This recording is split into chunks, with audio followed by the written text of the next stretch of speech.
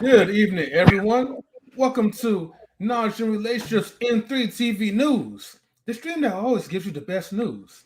This is your boy M3 as always, and I have First Lady Tammy and Miss Patty. All right. So I told Miss Patty, I was like, yo, girl, like, keep that bonnet on, right? We're gonna rock out in style. So, but anyways. I think I accidentally put the title up before, like during the intro, but the title is "A Joyous Time to Be Home for the Streets." Okay, featuring DeVon Franklin and Meagan Good. And so, in this discussion, we're going to be talking about why the preacher boy, the guy that looks like Andre from what's it called? From Empire. Andre from Empire. I don't even know if that is him. Wait, no, that's not him. That's not him. But he does. Wait, who did I say he looked like earlier? Everybody has a doppelganger, Tammy. Didn't I say he looked like somebody? Didn't I say he looked like somebody?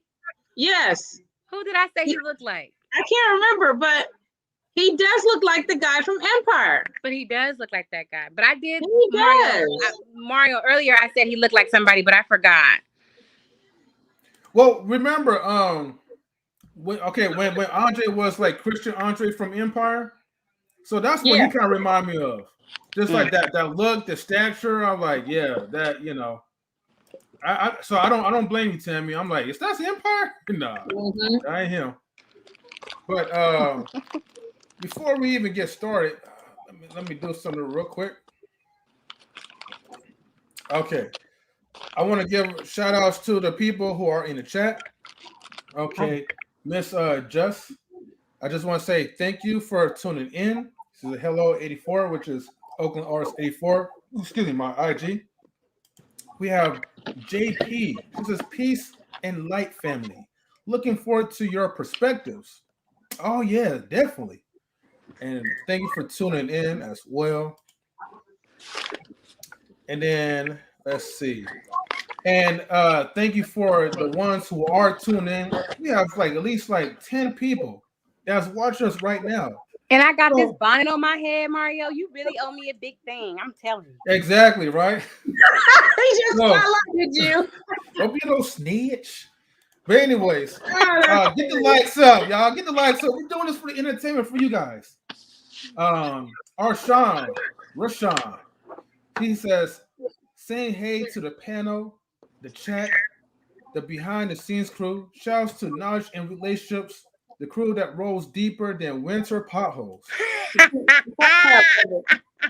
Thank you for tuning in. And then welcome back, Gator Girl. My Gator Girl, sister. Okay, one only true supporter. Well, she's like one of our biggest, day one supporters. She says, yo, a sister finally off the people's job and catching up on so much. Happy holidays, Knowledge and Relationships panel and chat fam. Okay. Salutes to Gator Girl because she's always supporting the stream. Yeah, get on the panel. She donates personally to the cash apps and stuff. Yeah, be on the panel. Yeah, we do need her on the panel. We want her on here. She never get on here. Maybe one day. Only one can dream. And then we also have, oops, I got off track. Where is it? My bad, y'all. Oh, look like something got reversed.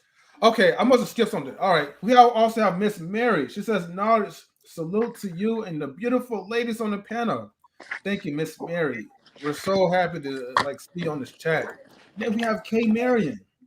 Good evening, everyone. Welcome. Good evening to you as well.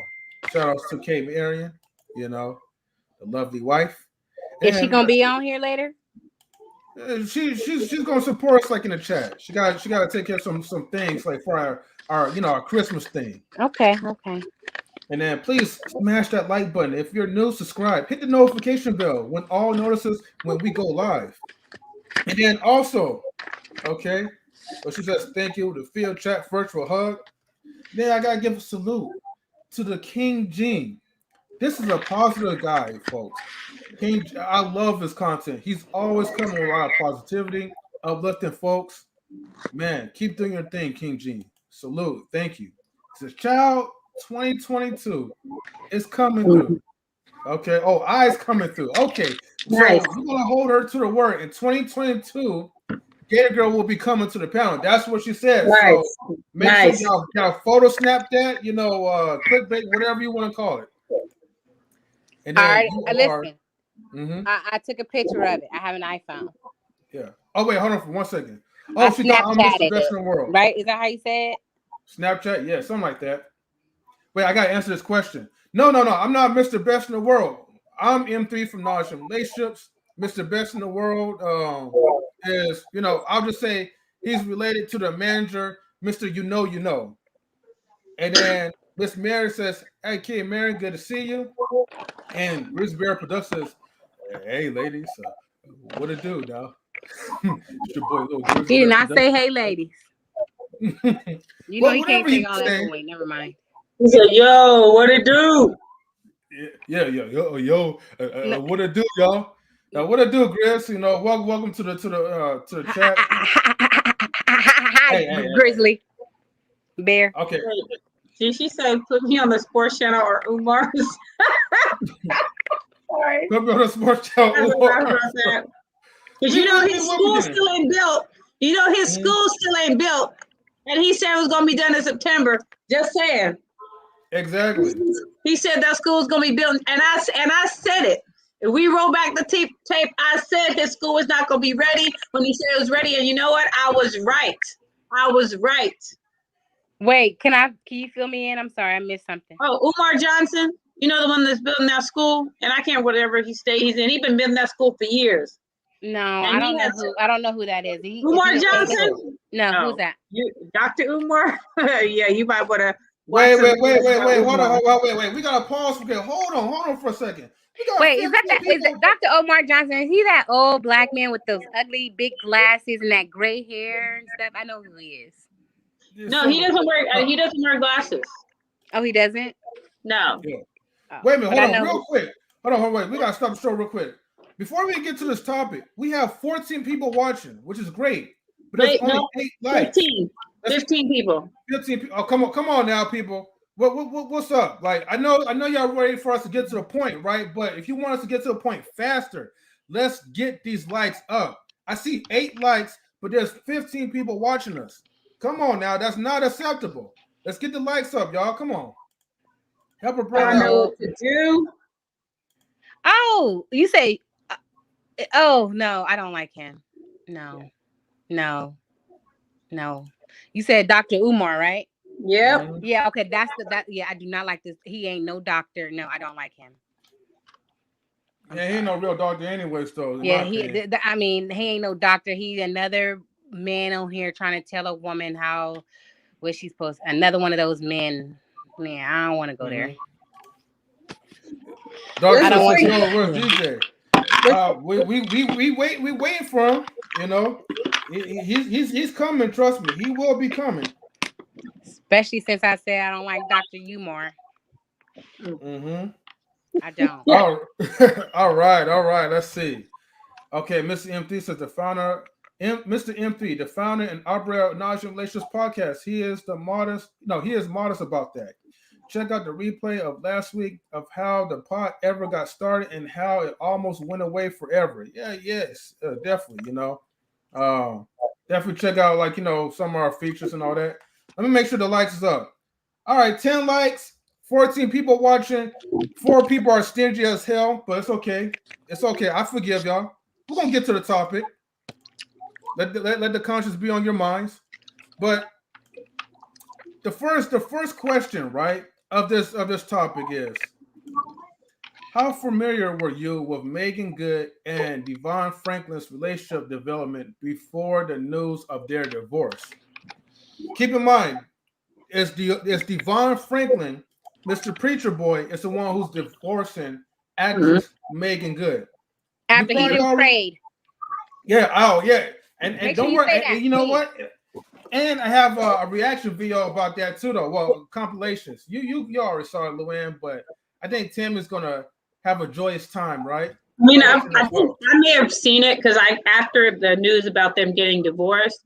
Yeah, it's Gator Girl. They getting divorced. DeVon Franklin then filed for divorce. Wait, no, I also heard that, He filed after he prayed. right, but I heard that they've been separated for I think 4 months No, already. since August, girl. So yeah, so No, I think they were that's separate since August. Since August. yeah, so that's about 4 months. They've been separated for 4 months before he filed for divorce. So I mean, as far as the question, what did I know? I knew, well, everybody knows who Meagan Good is. She didn't been in so many movies.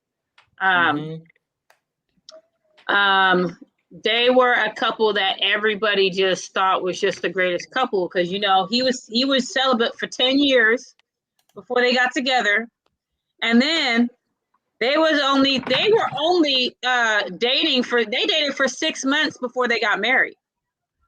They only dated for 6 months before they got married, which in my opinion that ain't long enough.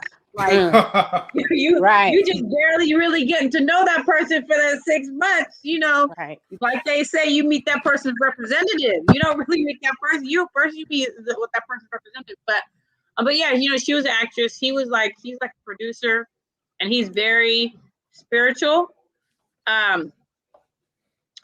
So I mean, as far as their relationship, like I said, you know, they dated for 6 months, and then they wrote a book together called The Wait because they were both celibate before they got married. So they didn't have sex until they got married. Also that, you know, he prayed.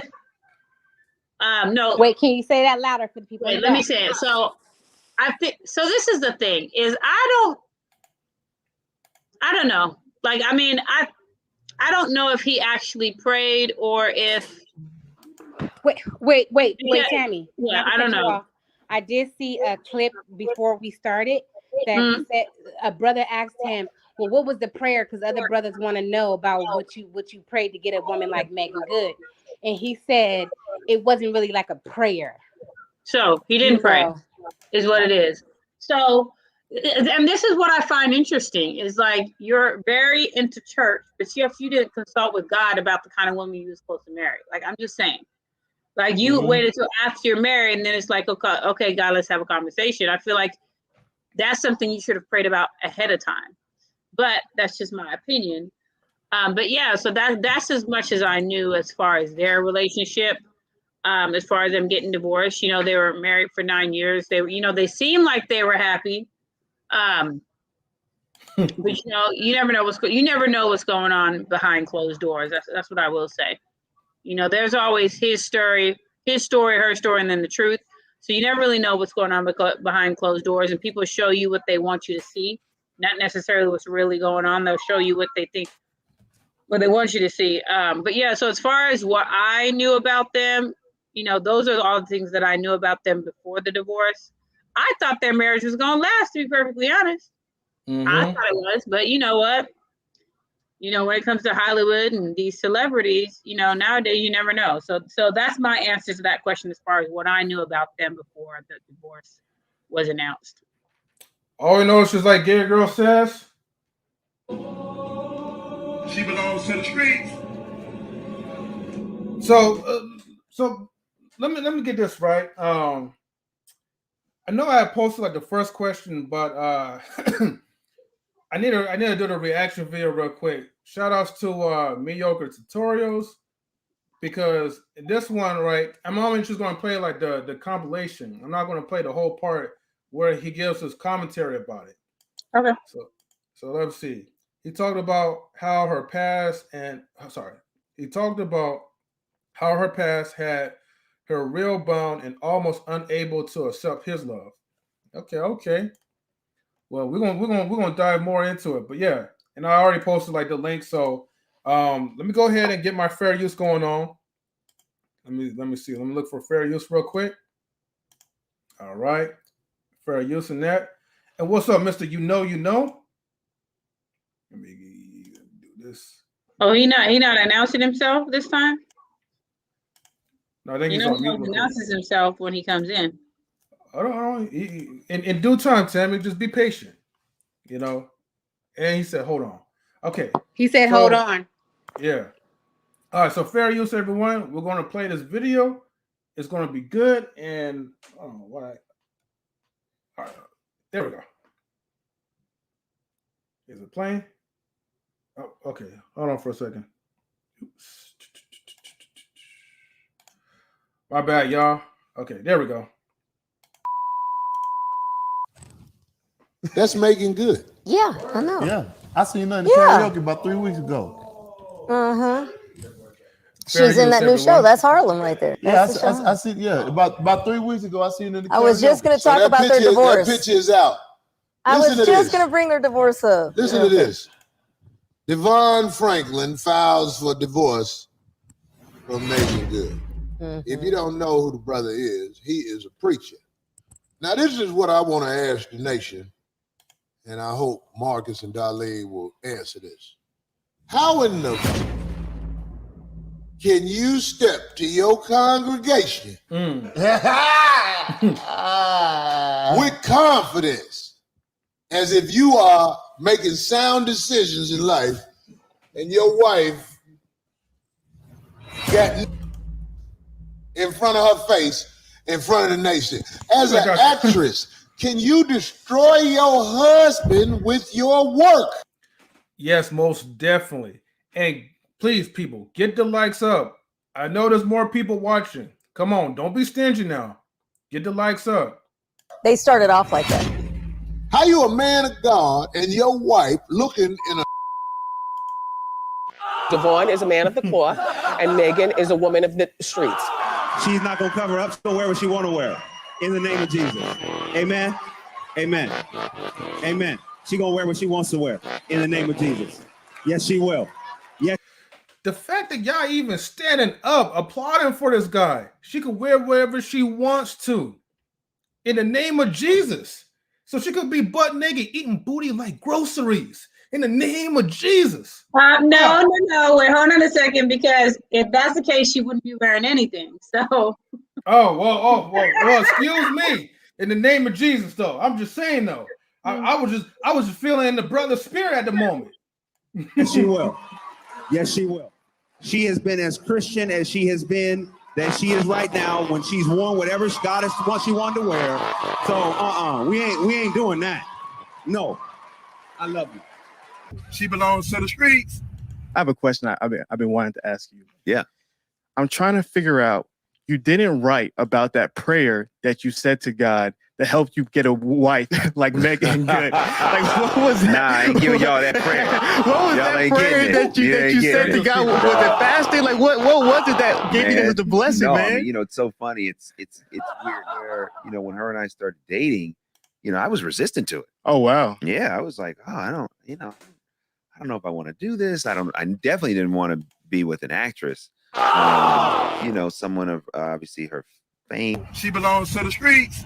Fair use. Was a big deal. So I didn't pray the prayers, my point. But okay. God is like, the thing you don't want, that's the thing I'm gonna give you. The thing you want, you ain't gonna get. I don't know why he operates like that sometimes, but Hold on, pause. So he says, God says the thing that you don't want, I'm gonna give you, and the things that you do want, I'm not gonna give you. So basically, he's saying that God gave him. You know what? Let me stop. Fair use, people. Yeah, but nonetheless, it wasn't really a prayer. It was just doing my work, being who I was, and then God saying, "Here you go." Okay, all right. Just making sure. I know some of the guys want to know. They've been praying and fasting. They need to. They want to know this. They were in love with Meagan Good, and you dated some interesting people. You dated 50 Cent, right? I did. Interesting is, I didn't grow up in the church, but I grew up with my mom saying have a relationship with God over a religion. And so I got saved when I was 12. I got baptized when I was 19. And I knew that the man that I wanted to marry had to be someone who was in God, who knew God, who could hear from God on my behalf, someone who would cover me. Really finding myself, because even at that time, I still hadn't decided to be celibate right away. I was still making mistakes, like not in terms of sex being a mistake, but I was making mistakes in terms of putting myself in a bad position where I wasn't happy with the results that I was getting in my life. In relationships, just emotionally, which in the relationship part of it, bled over into every single other area of my life. Absolutely. So it wasn't until a few months down the line where I decided to become celibate. Stop it. Get some help. I started telling friends and family that he was my husband. Everyone's like, and you sound crazy. No, we had not started dating. We had not started dating. You didn't know any of it. None of it. So you manifested this. Yeah. All right. Again, shout outs to Mediocre Tutorials and Reviews.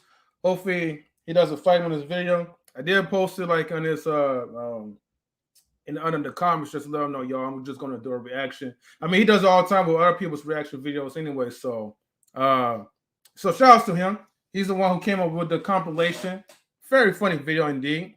I think gotta give my shout outs real quick. Gotta give a shout outs to Big Bad Bull, Miss OG Patrice, who's tuning in. Shout outs to A Story to Tell. Thanking my brother for tuning in. Shout outs to Red Lipstick Vibes. Thank you as well for tuning in. Okay. And all the people like in the chat that was commenting, I'm like, yeah, I know, like it's all cap, definitely.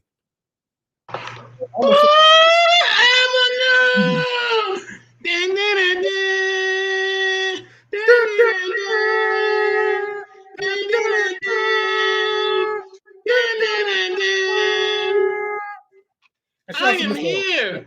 Oh man, what a rough week. Woo, man. I guess rain changes your health. Good Lord. Yeah. That's the guy who gives a shout out to my team, man. Shout out to everybody in the chat. You know what I mean? K Marion, Red Lipstick Vibes, OG Patrice, Auntie JP, I see you. Mr. Edo, what up, baby? Mr. Guy who gives it, you know what I'm saying? Get the likes up. Get the likes up, baby. I'm here. I'm here. Like and subscribe, baby. I'm here. You know what I'm saying? Big Bad Bull, what's good, brother? Arshawn Day, what's good, brother? You know what I'm saying? Who else I got in these comments? Get a girl, welcome back, get a girl, yeah! Get a girl, let me say something. Of course. I seen that comment you said 2022, you coming. I better see you on here, Gator Girl, okay? I better definitely see you on here, all right? Grizz, what's up, Grizz? All right, what's going on, Grizz? Say what up to family for me. Productions. Really Bad Production, Access Entertainment, baby. They just did their 16th episode. Holla at them, you know what I'm saying? Just Kaya, yeah. Miss Just Kaya, thank you, Just Kaya, for allowing me to be on. I appreciate it. Let my brother, Mr. Best in the World, be on here. Appreciate you. You know what I mean? He definitely be coming through. You know what I'm saying? We got a show tonight, yeah. Shout out to everybody, man. Yeah, you know what I mean? Shout out to Miss Petty Penny. Ow. Shout out to First Lady Tammy. Hey, Tammy. Tammy, turn your camera on, girl. You know what I mean? Shout out to YouTube Conversations. You know what I mean? And M3. Take it away. Wait, hold on. What's Miss up? Petty What's up? Penny What's in up? the building. Yeah. Shout out Like, to Tony don't forget about Montana. Yeah. DJ Eddie, where you at? Matter of fact, no, Dr. Eddie King. Where you at? I'm coming in. Dr. Eddie King. Yes. Nah. The DJ fits him like just fine, man. But people are be asking Doctor. for DJ Eddie King. They're asking for DJ Eddie King. Yo, that's why I dropped the link. DJ Eddie King will be coming. I know he will be coming. Trust me on this one. Don't worry. Be patient. In the meantime, drop the likes up, man. Get the likes up for sure. We will also be dropping the link in the public too, though. Just give me about a minute. Oh man, the chat is just lighting up. I can't keep up. Yo, I'm gonna need y'all to help me moderate through this chat, okay?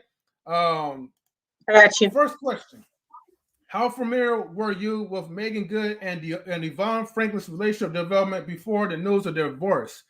I know I kind of spoke a lot. I think Tim, you already said, you had your piece, right? Mm-hmm. Yeah. I didn't get Luann's, and sorry, Mr. You had just came in, so I'm gonna get to like Luann if she's ready to speak on that one, and then after that, then I'll get to you, Mr. You know. I am. Let me go ahead and speak really quickly. I knew a little bit about it. And like I was telling Tammy earlier, I just thought the whole relationship was full of shit. Excuse me for my language, but I just thought it was full of hot dookie. Like, I respect a man and a woman that wants to wait, but that's probably why they're getting divorced after 9 years, because you probably should have, like Tammy said earlier, did some more research, and see if he was for the streets. I heard somebody say that she was for the streets. And the only person that I know is for the streets is Tristan Thompson at the moment. So let's not get that construed. We have not heard Meagan Good been out there opening her legs to everybody. So, and just for the man to, the way he was talking when they were, promoting their book, oh yeah, I prayed for her. This is the kind of woman I wanted. To now today, you prayed again to say that this is not the woman that you want. God does not make mistakes. So if you prayed and God sent you this woman, then how can you then with the same lips, with the same lips, say you prayed and God told you guys to be separate? I just don't see the two matching. So from the beginning of the relationship, I thought it was, like I said in the beginning, full of hot dookie, and she would have been better staying with 50 Cent. 21 At least she would have had some questions. really good. At least she would have had a really good time. Okay, all I have to say is, girl, do you love me when I was down? When I was down and out, he was down and out, all love right. For me. Yeah. All right. Well, thank you, Mr. You know. What's your thoughts? You can let First Lady Tammy go ahead. Go ahead, Tammy. First Lady Tammy already went. Yeah, I already went before you went. Okay, cool. Okay, so let me perfect. Yeah, of course. Good. Don't know, don't care. I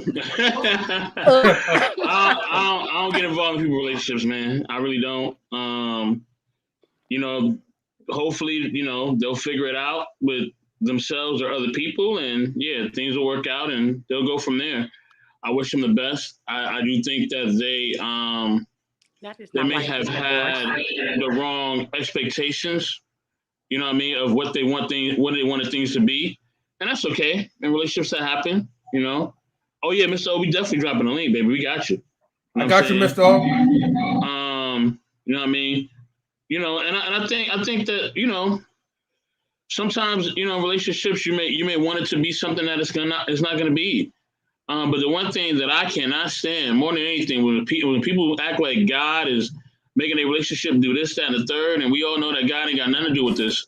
You know what I'm saying? That is super annoying. Like, y'all know that this ain't got nothing to do with God. This ain't got nothing to do with God. This is just what you want to do. You know what I'm saying? Like, just keep it 100. You know what I mean? Just keep it 100. Like, that's just what it is. So if y'all just wanted to be together for however y'all want to be together for, ain't nobody gonna be mad at you. You know what I'm saying? Like, just you know what I mean? Just basically, do what you want to do, man, but don't make it seem like God is the one and God did this and God did that. And, it's just crazy, man. It's just crazy. People be lying. They be like, yo, God help me out through the lie. I don't know what Bible y'all be reading, man, but yeah, man. You know what I mean? Y'all be creating scriptures, man, like for real, honestly. I'm a agree with Hall of Fame. Hall of Fame who? This is Mr. You know. Oh, yeah, well. Mr. If you know. Oh well. Get the names correct, girl. Well, whoever tonight, I'm gonna agree with him. Whoever said that. Thank you. Oh shoot. Appreciate it. Thank you. Are we reacting to the video? I'm just curious. Yeah, I mean, everybody could talk about. I'm gonna post the stream link real quick. Miss. Oh, okay. I guess she was done. So let me go ahead and send out the link. So the link is right here, up in the chat. Feel free to hop in and then give your piece to it. If you watch the footage from her interview, she stated why she started backing away from the church. Okay. He said creating scripture. Okay.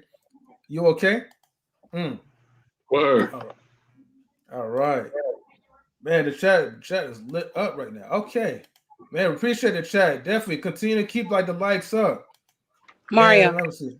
Go ahead, Miss. Can I'm not going to apologize to the Christian folks that may be on the chat line. What he said with Mr. If you know, you know, he said it. Y'all be adding scriptures to the Bible. The scriptures don't even be in there. Y'all say Luke 19 verse 5. Y'all will come up with a scripture real fast and don't even be the same scripture. So yes, Christian folks be adding to the Bible. Okay, so that's that. Yep, I said it. Now, thank you. Okay. And may the church say amen to that?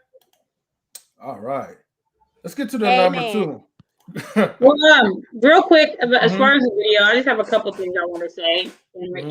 So with the video, so I found the video interesting. I think I actually watched that. So there's just a couple things. So I found it interesting when he said, what you don't want, he said, God said, what you don't want, I'm going to give you, and what you want, I'm not going to give you. I could say in a way that makes sense, but not the way he's saying it. Because a better way to say is God knows what's best for you. So he may give you the thing that you say you don't want because God knows that's what you need. Not necessarily that you want it, but you need it. So God's going to give you the things that you need. Not necessarily the things that you want. He's going to give you the things that you need. And he's going to put people in your life that need to be there for a purpose. So I don't think I liked when he used it that way, as if to say, this is a woman I say I don't want. And God's like, oh, you say you don't want this woman? I'm going to give you this woman. Like, that's not the way God works. That's not the way God works. Like, this, that's not the way God works. So that bothered me a little bit. When he said there wasn't a prayer, for me, I feel like if you are a preacher, then why wasn't there a prayer? I feel like that should have been what you did in the very, very beginning, that there should have been a multiple prayers. So for him to say there wasn't really a prayer, I mean, I would give him the side eye about that, because you're a preacher, but yet there wasn't a prayer. My question would be like, why wasn't there? Why wasn't there a prayer beforehand? Well, I mean, that's the thing that I would question by him saying that. So there's that. And then he said he was just doing what he was doing, and God chose to get, like, so the way he words things, to me, I don't know. I don't like the way he words things, because I can feel like it can be very misleading, the way he words it. And people could take on the wrong interpretation of it. So I didn't really care. I didn't really care for him. I just don't like the way he uses his words, because he doesn't understand words have power, and people pay attention to what you're saying. So, and then she said she wasn't making good choices, and so she gets in before she said before she was celibate, she wasn't making good choices. I mean, all the way around, the different things that are said between the two of them shows me that they were not a good match in the first place. They should have never been together. But for some odd reason, they tried to make something work. But I do believe that, like when Luann said that God doesn't make mistakes, I absolutely believe he doesn't make mistakes. He puts people in your life for a reason. So they served a purpose in each other's lives. They served a purpose. I don't necessarily think, like I said, that relationship was meant to last. And obviously it didn't, because it's not going to last. But yeah, I think my main thing that I had, the issue that I had, was his choice of words. As somebody who is a preacher man, I think that he needs to choose his words wisely and pay attention to what he's saying. Because, like I said, you saying there wasn't a prayer, if you're a preacher man, there should have been multiple prayers. There should have been prayers when you met her. There should have been prayers before you met her. There should have been prayers while you were dating. But like I said before, they only dated for 6 months before they got married. I mean, the fact that you felt like it was okay to get married 6 months after you after you guys started dating, to me, that's just, you know, I mean, we talk about on the stream that, you know, you meet the person's representative when you meet them. I mean, it's nuts, you still meeting the representative. So yeah, so that's all I got to say about that. Just very interesting. Didn't he have a 10-year drought?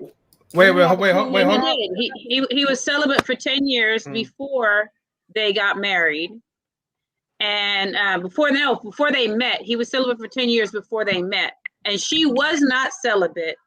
And then she chose to be celibate when they were in this 6-month period. And I just got to say, I'd love to know what that dialogue was about. Like, did she say, you know what? You know, this celibacy thing is really new for me, and I don't know how much longer I can hang on. He was like, you know what? 6 months. Let's go ahead and get married. Yeah. I'm just saying, I don't know if that was a dialogue, but I'm just saying, you know, you ain't been celibate, and then all of a sudden you jump to celibacy. I don't know. So anyway, hold on for a minute, ladies, real quick, right? I gotta welcome, okay, Mr. O first of all, and I also have to welcome Jay as well too. What's going on? What's happening, Jay? What's going on? Mr. O, baby. I came through to show some love, man. Let's put some pressure on where it ain't, How man. y'all doing? Very good. Many blessings to you, brothers. Thank you for tuning in. Appreciate y'all. Mr. O, I know you had came in first, so I'll get to you, and then Jay, I'm gonna get to you after Mr. O. But I want you guys to tell me, like, what was like your reaction when you saw, you know, the little compilation clip, and then when you heard about DeVon Franklin filing for a divorce for Meagan Good? I saw all these relationships as ticking time bombs with whether it be Franklin and Meagan, to D Wade and Gabby, to Aisha and Steph, to I mean, it's a bunch of them, man. They know which ones that's gonna fall for they out of order ass. Like, they know which men to prey on. And you got Franklin right here that had a whole checklist of things that's everything she is not. Like, he went against everything he even wrote in his books on what he would not accept in a wife, and he went all out the window to marry his childhood crush. Meagan been in Hollywood since she was 4 years old. Like, do y'all remember that little girl on Friday at Big Worm Truck? That was Meagan with them hot Cheetos, man. She been in Hollywood. We all had a crush on her. From East Bayou to we all had a crush on her. Yeah, he threw all of his principles out of the window to marry his childhood crush. We knew this wasn't going to end well. She may not be tied to no scandalous shit in Hollywood, but we all know her resume. We all can tie her from Soldier Boy to 50 to Game. We all can tie her to that. That's public knowledge. But she ain't tied to no scandals like no Ray J and Kim with no sex tapes, maybe. But we do know her behavior. And he got access into Hollywood to know him a little bit more of the things that the public don't know about her. And he accepted that. Ain't no different than like what's going on with the rest of the crew. Like with the Aishas, with the Gabbies, with the Sierra out there, man. Like, these are certain type of guys that's gonna allow that shit. And like, they saw that before. They knew that existed in these women before they got married to them. We saw this coming. And the fact that she didn't even ask her husband how he felt about doing the scene in the movie, which, like, coincidentally, the divorce stemmed right after that scene came out. I heard she told him she was doing it. Like, he really was never in control of that. And what happened was just what I knew was gonna happen. I always knew that. I never saw that as no real marriage. Like, that's not a first lady. It don't make sense. It never made sense. So I think, like, this was bound to happen. Yeah, she just was never really first lady material. To be honest with you, we know that. Why? How could he go back? How can he go back to his church and stand in front of his congregation when there are scenes all over the internet of the first lady about to eat a man's groceries? And Luann, I'm gonna get to you, but I gotta get with Sorry, I gotta get the other perspective. Hold on a second. Wait. What scene is this? What scene did I miss? This show she's doing right now. The scene that when he came out, her new show Harlem. she was doing some I need to check that out on this new show, and immediately after that aired, he filed for divorce. That's not a coincidence. Real quick, everybody! Shout out to Red Lipstick Vibes and to Uncut with Daryl Long. What's going on, people? Yeah, Harlem. The name of the show is called Harlem. Mm-hmm. Yeah, she was tearing that. Yeah, she was tearing that booty up though. Hey man, she was on that first lady. I missed it. Hold on a second. Out there. You can't. Not because I'm trying to see somebody eating somebody's groceries. She just can't fix that. She just can't fix that. Hey, that's probably why ain't enough holy water. Hey, it ain't enough. You can't baptize that away. It's there. That's true. On the internet forever. That's not a first lady. And my thing is the production, the cast, the writers, like that shows how much respect they had for her being a first lady to even ask her to do something like that. That's so crazy. They would they ask Michelle Obama to come do a movie and do a scene like that? Why? But you know what though? Image is important. The image is everything. As a pastor, you got to hold an image at all times. But you know, so real quick, so I would look at it the opposite way. That but they had no obligation to her as far as she had a choice to accept that role. Right. And she chose to accept that role. So they didn't have any respect for her being the first lady, but she could respect take that role. They not there to respect her marriage. They there to make money. I get that. Right. But at the end of the day, it still shows the lack of respect that she has for even her peers in that industry. Yeah. But y'all know he was there, right? Hey guys, hold on. Wait, guys. Her husband was there. Yeah. No. Wait, hold on for a second. Hold on, y'all. Guys, hold on, everybody. You guys can't hear me. Hold on for a second. Hold on, I gotta get Jay's perspective as well too, though. They living in two different states, though. Just to be honest, before that even came out, they were separated because he knew that was coming. All right. Well, hold on for a second. But What's up, Jay? What's going on, man? I see a couple of people put in the chat, and this is correct. She never actually ate. She never actually partook. You know what I mean? So it's like the guy's laying on the bed. You know what I'm saying? He folded back like he was ready for it, and she looked at him crazy and she left. So the actual act of munching never took place. Thank you. It was just... Shout out to Dark Side, man. The image is Wherever you there. been, shout out, man. So let me just clear that up. Thank The you. image is there. Y'all need to go watch the show. It's actually No, the image is Wait, there. hold on. Yeah. Everybody, hold on. Jay's still talking. Hold on, y'all. Go ahead. Nah, but I just wanted to, clear that up first. She never actually performed the act. The act was just hypothetically presented. So, and then as far as her and him, you got to think he was already in the church. She was at a time in her life where, she was getting a bad rap. You know what I mean? Like she had a cloud over her head in Hollywood for dealing with a lot of dudes in that industry. So she wanted to kind of recreate her image. At that time, she met this dude and he was in the field that she wanted to be in. So the bad thing about that, he was a fan of hers. You know what I'm saying? Like he had a crush on her. So everything that he was reading in the Bible, everything he was practicing, that's out the window. I mean, at the end of the day, you're a man first. You know what I mean? So imagine if somebody that you've been watching on TV, lusting over your entire life, at your most vulnerable times in your life, you watching this person on TV saying, yo, if I ever had a chance, you hate to say it, you a man, the flesh is weak. All that God went right out the window. And she, and he probably used his position against her vulnerability. She was vulnerable. She had this cloud over her head.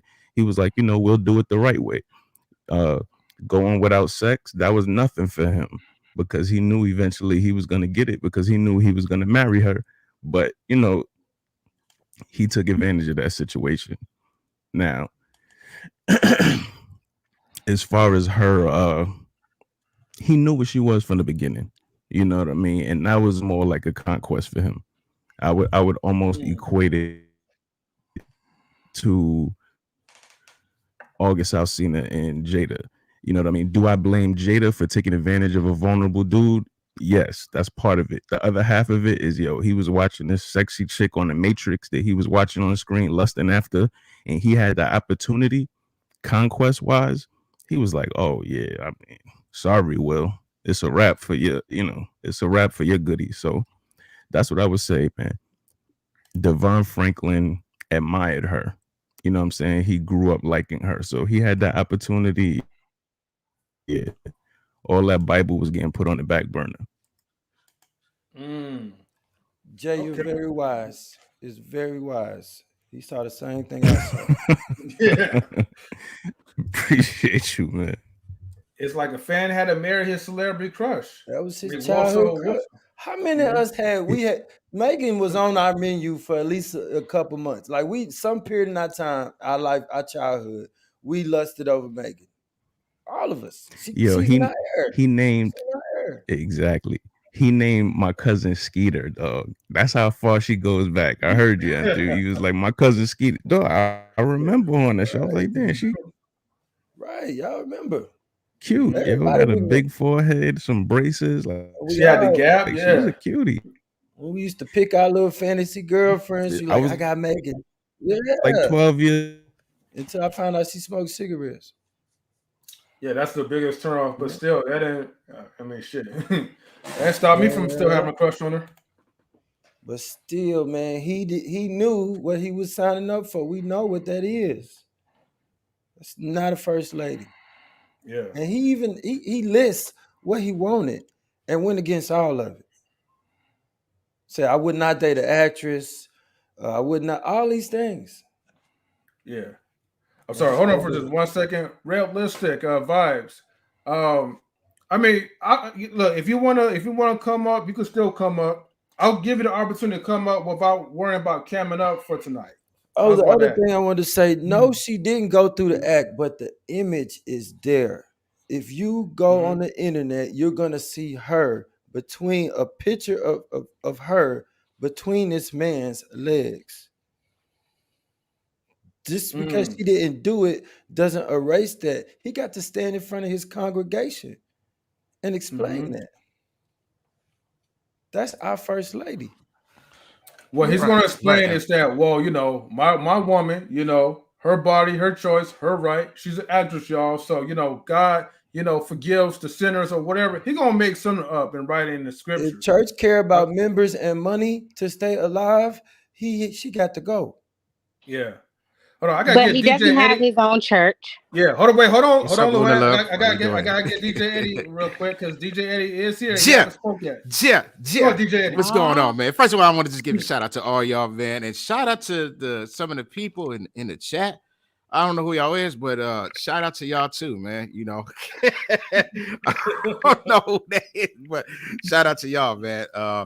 But yeah, I've watched the video, and what bothered me was he said, well, she could wear what she want to wear in Jesus' name. How can you say that in Jesus' name? because I mean, what you mean? Amens. Yeah, because what I remember in Deuteronomy chapter 22, verse 5, it said that a woman should not wear that which pertain unto a man, which is pants, and neither man should not put on a woman's garment, which is a dress. And that, this is what he's supposed to be preaching. But then I saw like the pictures and stuff when she was doing his legs and stuff like that. Are you gonna go back to your church and say that? Well, she could do what she want to do.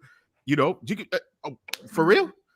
So I mean, he's only where he's at on a certain level because of Meagan Good or whatever. Meagan Good's she cool, but she ain't that hot. Not to me. She just looked like a regular female walked down the street to the liquor store, man. That's all. She just a different normal female, but just a female with money. But as far as the movie's concerned, I know what movie you're talking about. That's not real. She didn't really do that. Well, who knows? He probably did. Because we don't see what's going on. You know, we don't know what's happening, but he was way out of line. You know, everything that he said, everything that he preached, everything went into the trash.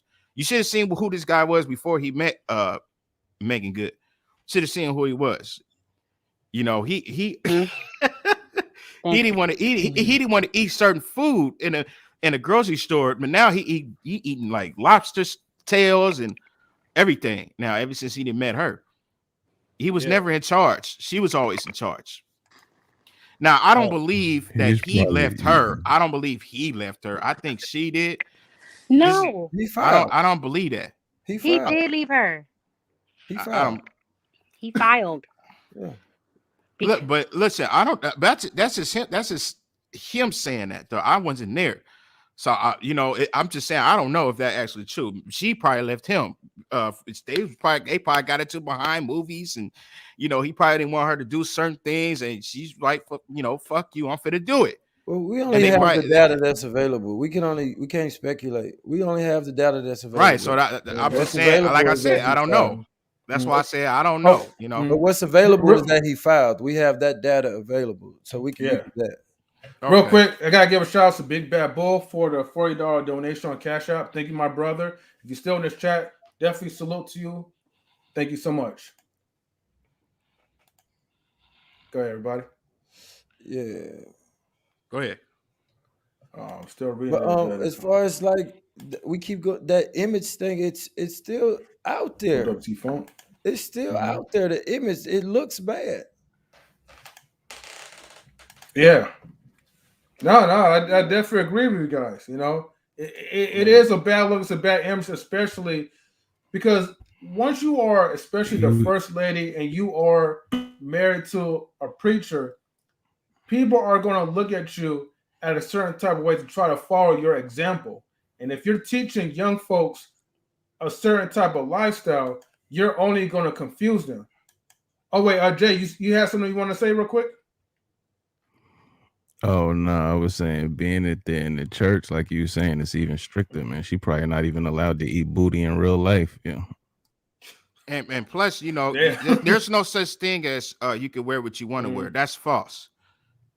That's false. Him saying that'll work if you do it on anything. You could say anything in the world and say in the name of Jesus behind it, and you're gonna get amens and hallelujahs.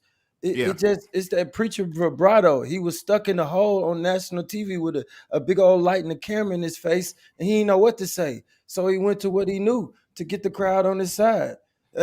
She could wear what she want to wear. It just sounds like somebody trying to defend his wife. In the name of Jesus, and now you got claps. Now you won the crowd. Now you're avoiding it. He just tap dancing around it. But that don't make any sense. You can't wear what you want to wear in the name of Jesus. When I grew up, women couldn't wear pants in the sanctuary. It's rules to that religion. Right. Number two. Number two, when you heard about the divorce of Meagan Good and her husband, were you surprised? Why or why not? I probably would just say this. I don't think most people were surprised, but chat, feel free to give me your answers on this one. If anyone feel like there's a need for you guys to say so, let me know if you guys were surprised. Tammy, were you surprised? Oh, I'm sorry. I already told you how I felt, Mario. When it comes to Hollywood, I'm not surprised by anything. So, it's interesting because I feel like the relation, I don't know, I can't say I was surprised just because couples that are well known and are discussed and have put themselves on a lot of platforms, a lot of times don't tend to make it. I'll say it that way. It's going on. But yeah, I don't know. I mean, like I said, when it comes to Hollywood, nothing really surprised me about them. So yeah, so I can say I wasn't surprised. Yeah. Okay. Jay, my bad, man. I know you said something. What did you say? No, you good. Nah, to piggyback what Tammy was saying, it's the same thing. You're not surprised when you see stuff like that. They kind of put themselves in a box. They went on like a Ooh, yeah, I'm having a brain fart.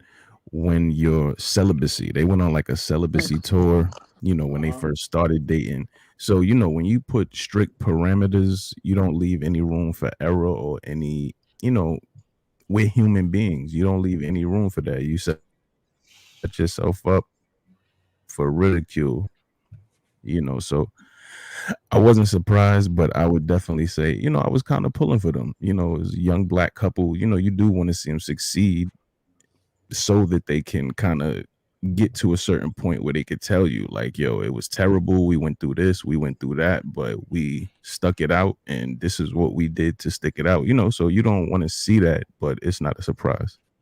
What is the message that we take from this?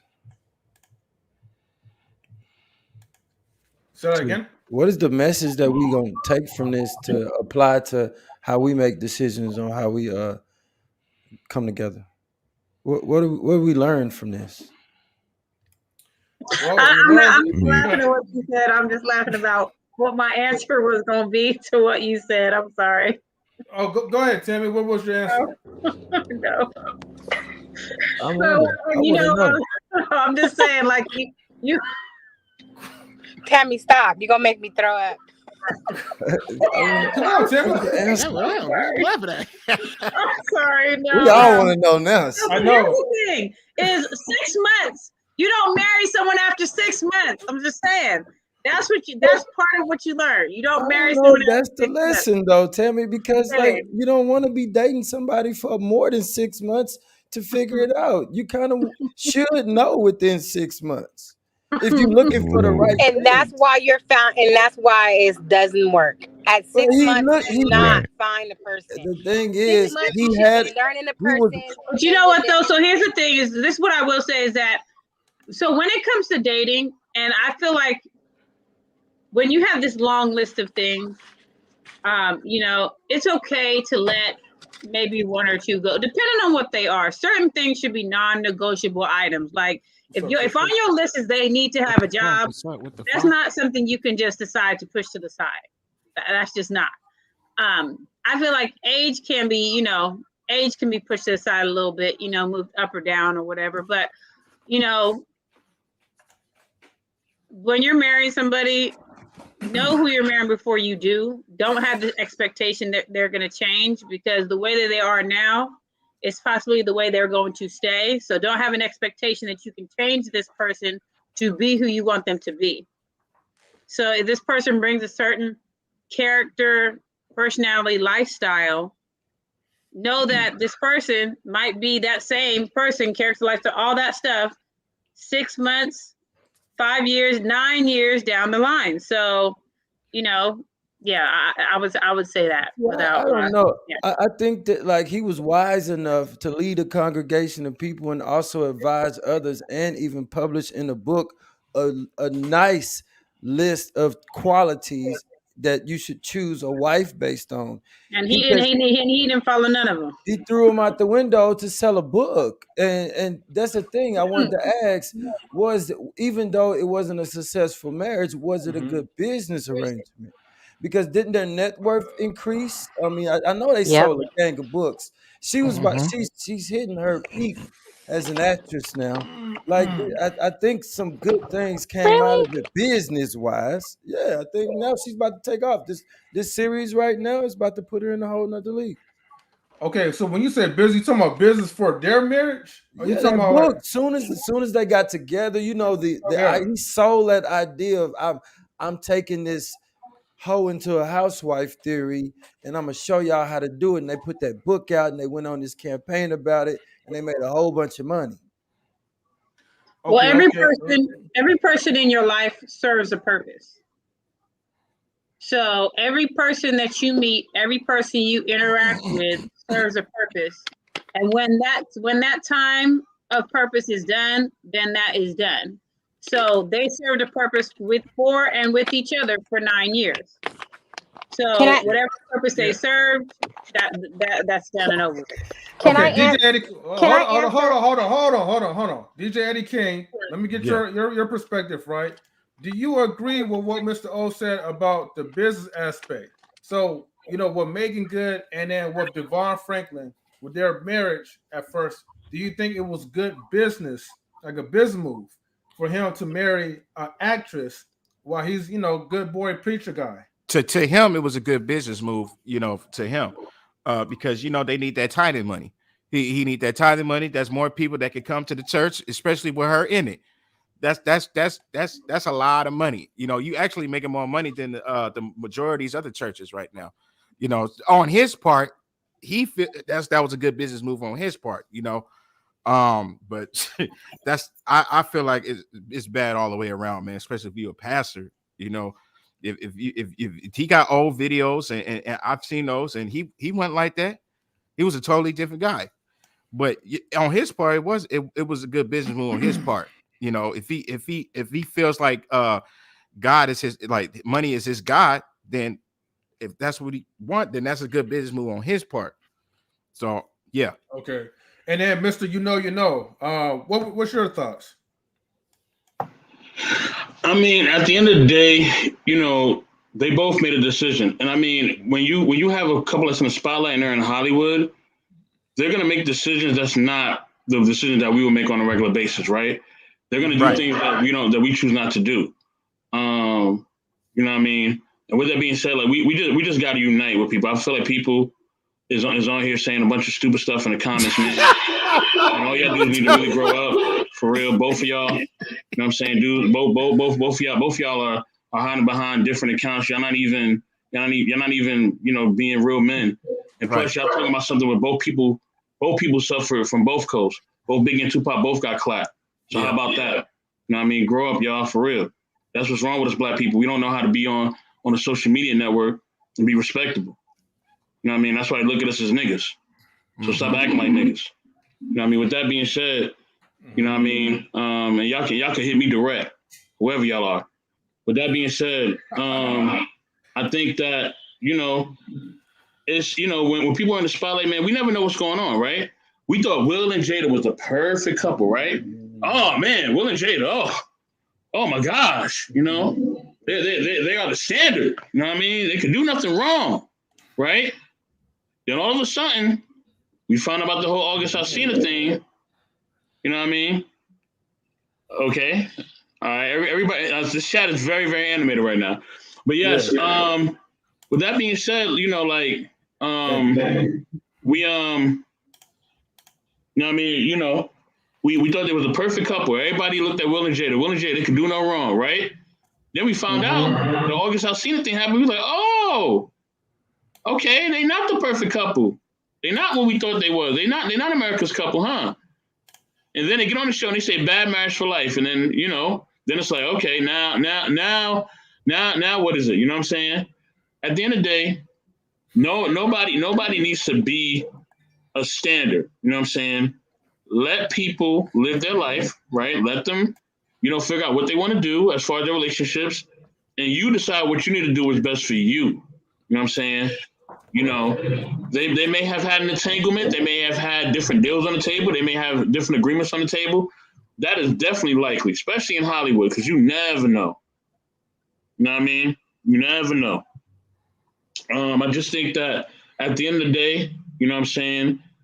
For some reason it didn't work out. I wish them both the best.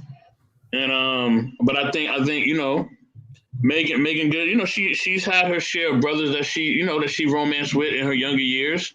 That's a fact. You know what I mean? I don't know too much of his history as far as his dating history or whatever, nor am I concerned. At the end of the day, he needs to they both need to just move on, man.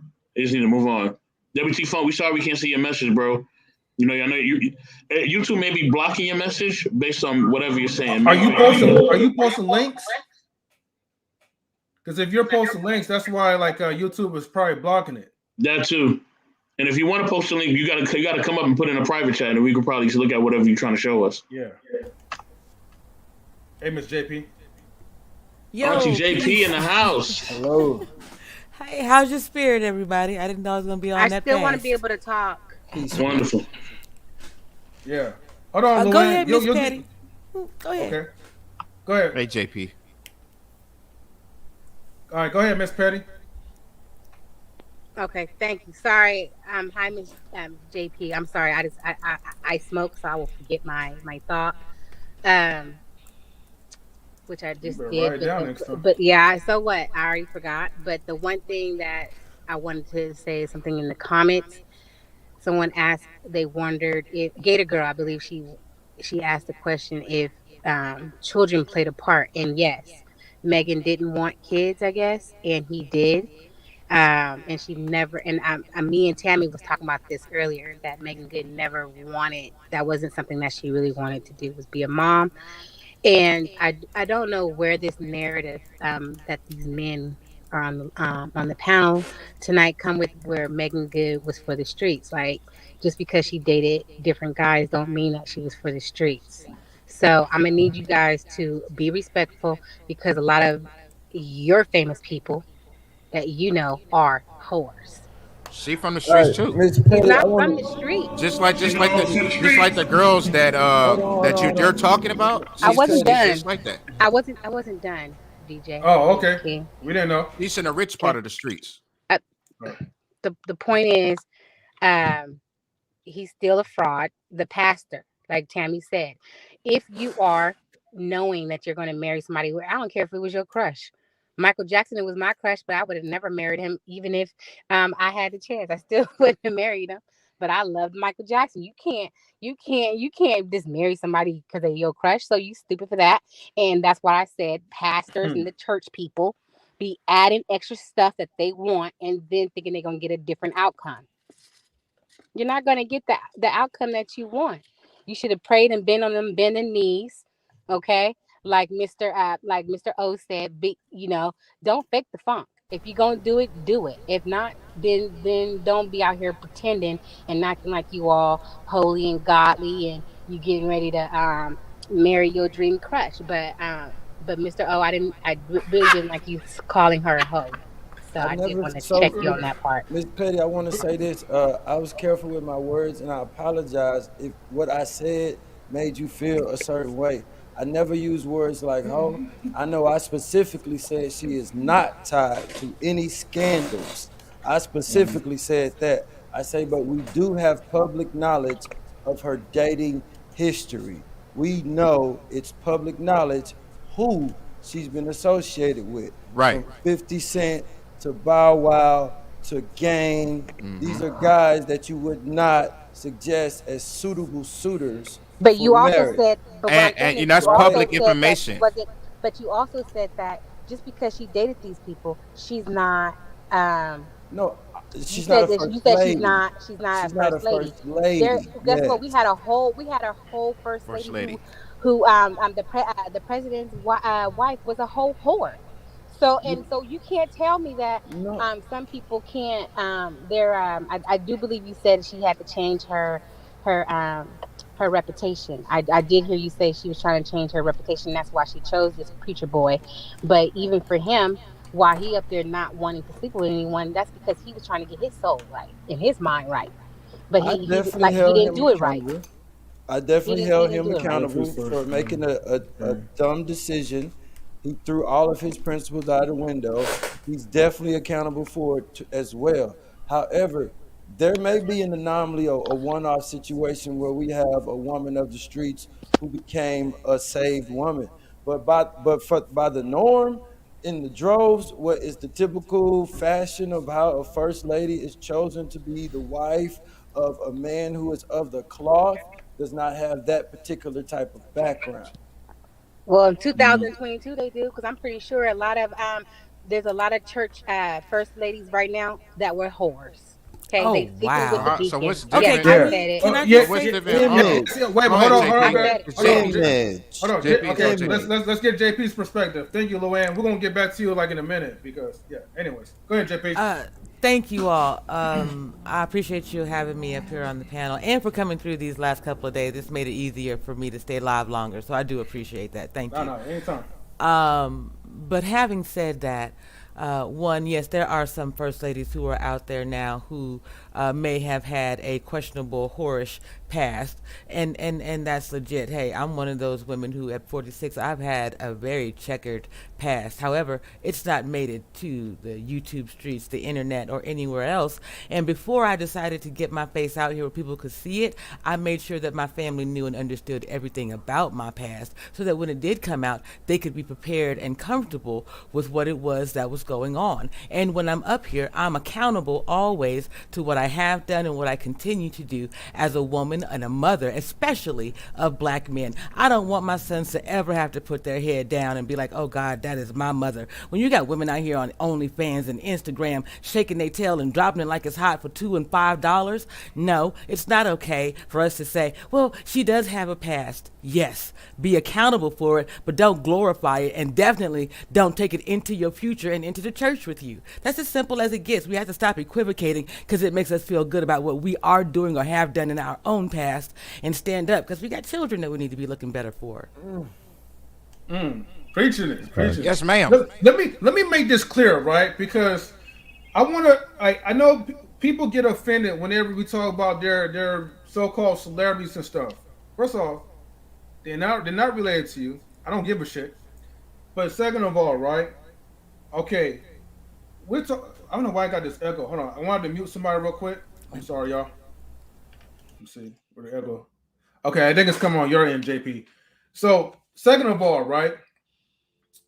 We're talking about both parties. We're talking about the so-called, I don't even want to call him a fake. Well, to me, he's a fake pastor.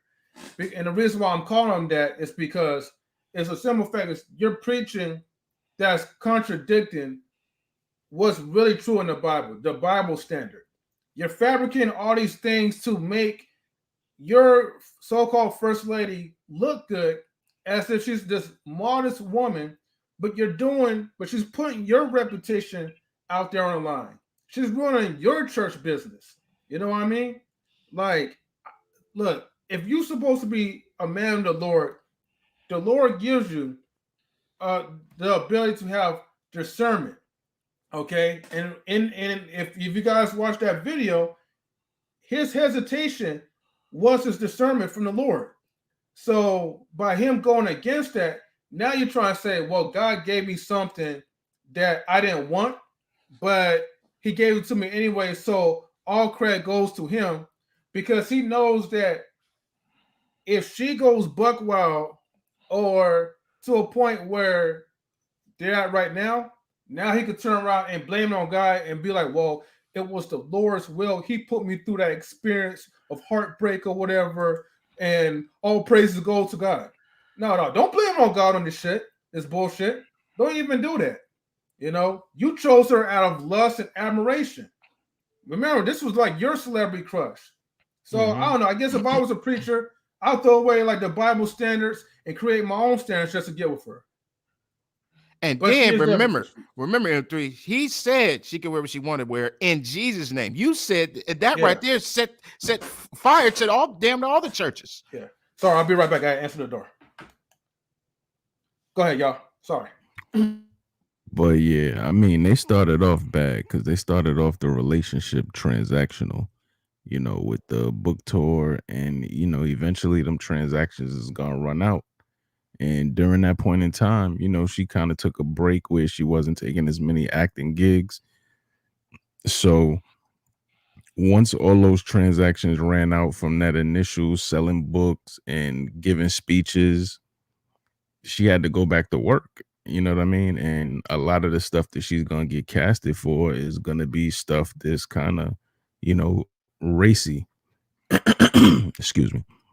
But as far as her being for the streets, I mean, she's the more popular of the couple, so her background is going to be pasted, on the internet for us to see. We've, seen a rundown of who she dealt with, but I'm sure if you checked his background, I'm sure he's not clean. I'm sure it is a few gospel quiet people that, got some dirt on him or some sisters in the church, you know what I mean? But she's the one who's more popular, so her stuff is more public where it can be ridiculed and. Yes, sir. Yes, sir. How you doing, Queen? And plus, and plus that all that because she's like a superstar. So they watching this. They watching his every move. They typing out everything that he been saying, and he been saying a lot. But there is videos of him that he used to be. He used to be a good guy. He was a good guy back then until he met her, like years ago. And hey, Queen. Hi guys. All right. I'm curious what your thoughts are, Queen, as far as the Meagan Good and DeVon Franklin getting divorced.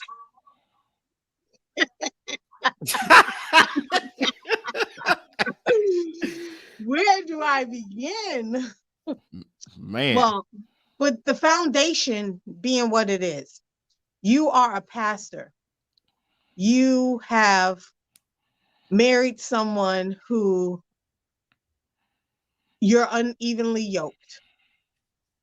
So from the jump, there's going to be issues.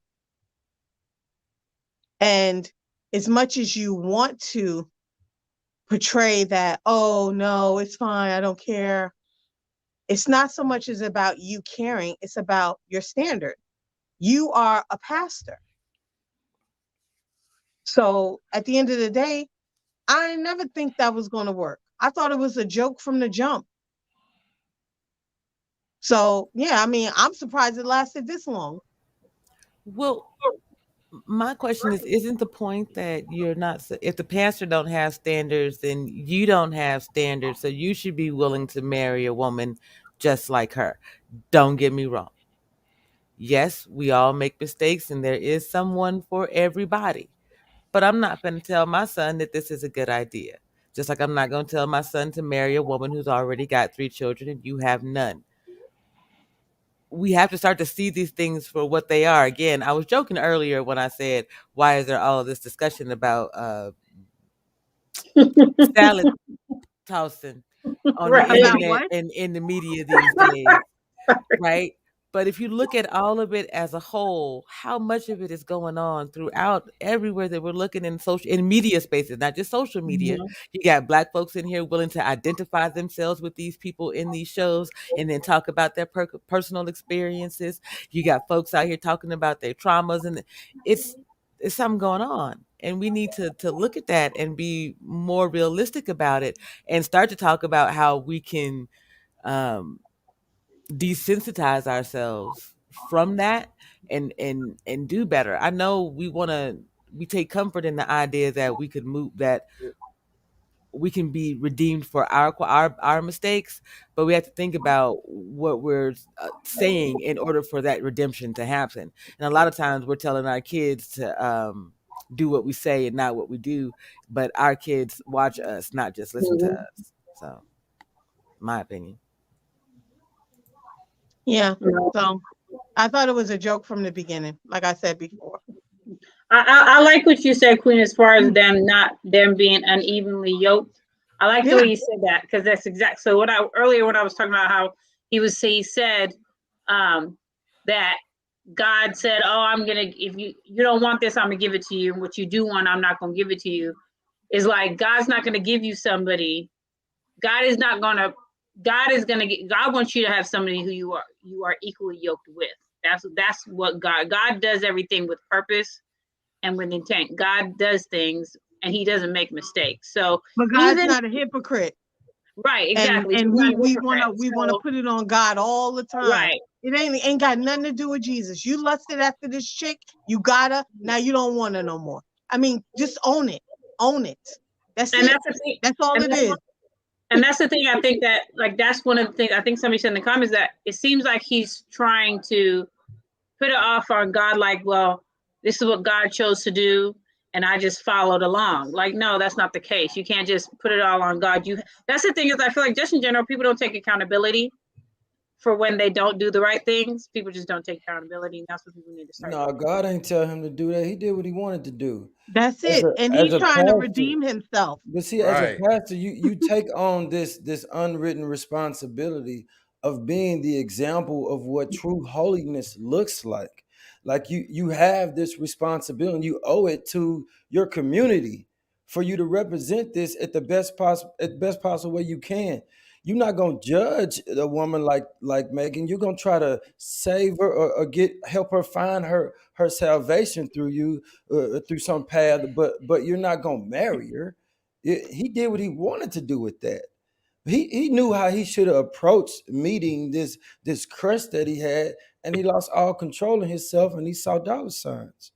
At the end of the day, it made sense for him business-wise. He elevated his career, his mark, and he made a bunch of money under this little umbrella that he created, this talking point, this fantasy, right? But for her, she got the short end of the stick. Like, I don't think she gained anything that would have got her closer to the image that she wanted. At this point, are we gonna have a lot of men, worthy, suitable men lined up to take her out the market again? I don't think so. And I just want to blow up the spot with this right here. I personally believe that faith in any form of doctrine is the ultimate step of in accountability. At the end of the day, all you got to do is blame God. I didn't do such and such. Things didn't go my way. It was God's fault. Such and such happened. It was God's fault. This didn't happen right. It was God's fault. It's a I cop wanted out. such and such. It's God. Right. Yeah. So you are your own strength and power. And until we know and recognize that, we're going to always use the excuse of God, no matter what it is. This man made this choice. This woman is who she is, and she made her choices in life. And has to stand 10 toes down on them every day. We all do. As a pastor, he knows as well as I do, if we are made in his image, then he has that same God-like power to make his own decision. We are faced with choices. We ain't given nothing. Yeah. It's everything's a choice. You have an opportunity to do the right thing every day. You wake up with a new set of air in your lungs, and you got activity of these things. You can get outside and do it again, but you got a choice to make every day. And he did what he wanted to do versus what he knew better. And it's hard for him to sit and counsel young men after the choices he made. He had to separate himself from that. Yeah. There was a guy, I forgot, I don't know his name. He was on the Nori show. And he said every day we have two things. We have a chance and a choice. A chance to do better and a choice to make it happen. And I think when you put yourself in a position Big Sean of in leadership, especially in a church, you're held to a higher standard because you're in a position of being the example. Not that you're perfect, but now you're doing this blame game, and you're taking the, what I call it, the back door out, and it's not okay. So he's got to regain the trust of his congregation. Mm-hmm. So of course it's going to be like, well, I made this. Oh, I'm a cry. I'm so sorry. Yeah, but you weren't sorry for 6 years. You chose this, and you flaunted this around the women in the church who you call to be modest, who you call to be pure, who you call to be whatever, celibate, the Bible. You know, and now you're parading someone who's not that around them and saying this is the first lady of the church. The evolutionary Playboy says he sound like Adam trying to blame God for creating Eve instead of taking accountability for her making you eat from that tree. Because you did what you wanted to do. He did what he wanted to do. And she right. Right. We're gonna leave Adam and Eve out of this conversation, Let's right, leave. We're gonna leave that out right now. We leaving that out. We ain't We're bringing not that even one go back there. up. No, we Yeah, not. Now, I was gonna say something, but I'm not gonna say nothing. Don't do it, Eddie. No, I'm not gonna do it. I'm not gonna do it. I'm not doing it. No. Adam and Eve discussion. We don't want to go. Here all night. Oh man! They start getting in the furniture, start moving around. You start talking about Adam and Eve. Hey, what question was that? Was that question number 1 or 2? That was question number 2, but this is question number 3. Okay. So who do you think was at fault? Who do you think was more at fault for the marriage ending? Why or why not? You forgot that part. Yeah, why or why not? I'm gonna go ahead and Who go was with more the brother with the nice responsible hat, for man. making it last, making it work? Whose responsibility was it? Fault don't matter. Responsibility is there. Fault, like you could check. It's his fault for choosing her. Facts. But we can go I fault kinda, all the way back. We can do a daisy chain of fault, tit for tat. Well, you did this first. Well, remember you did this. Well, you chose her. We can go all the way back to you chose her. It's his fault. It's the man's fault. but It's you know, his and this is responsibility to make it work. But you know, this the thing. You know, this the thing with men. Y'all know damn well y'all would have chose her too. No, I Because would have slept oh with my her. goodness. I would have hit it. But for different I would reasons. have But hit for it. different Yes. reasons. Yeah, I would have hit it. Yep, I would have hit that. That's what I would do. Exactly. Nobody would have known. Exactly. Nobody That's what I'm would've saying. knew. Nobody would have knew. I wouldn't have walked her down the grocery aisle, let alone the punch aisle. Ain't no aisle. She ain't Listen, even man. walk down no aisle with me. No. And see, that's the thing. Like, it's almost can't like go the down equivalent. Hold on, Jay. Hold on, Jay. No. Hold on, Jay. You said the grocery All right. aisle? We ain't going down aisle 7. This marriage is Lord not have going to mercy. heaven. He said aisle 7. No, we ain't going down aisle 7. Let Oh alone my the church. gosh. Jay, go ahead, brother. Go ahead, brother. Go ahead, brother Jay. I would have hit that and I would have been done.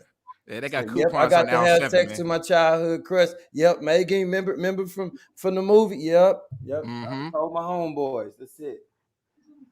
That's it. Go ahead, brother Jay. Go I ahead. mean, this may be like more of an extreme, but it's almost the equivalent to, like, I'm sure y'all know a few people that have dated strippers. Like, y'all might have a homeboy or a cousin or somebody that seriously dated a stripper. And I'm sure, you know, strippers will tell you, they'll come with a disclaimer like, yo, this is what I do for a living. This is how I make my money. Are you going to be fine with that? Oh, I'm cool.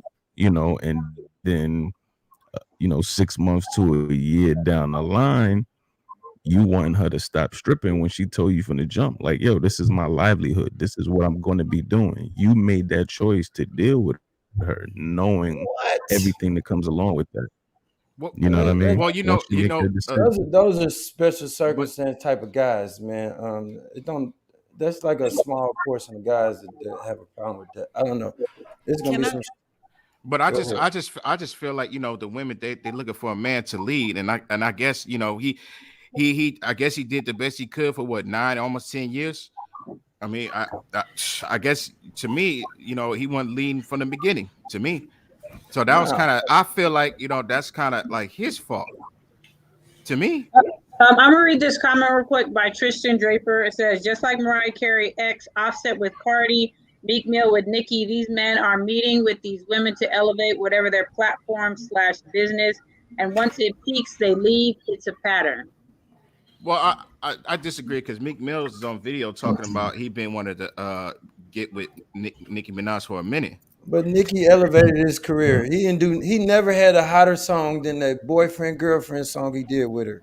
What was that guy's name? When they did that duet, the duet they did together, her song, her tour, and man, she took his career to the next level.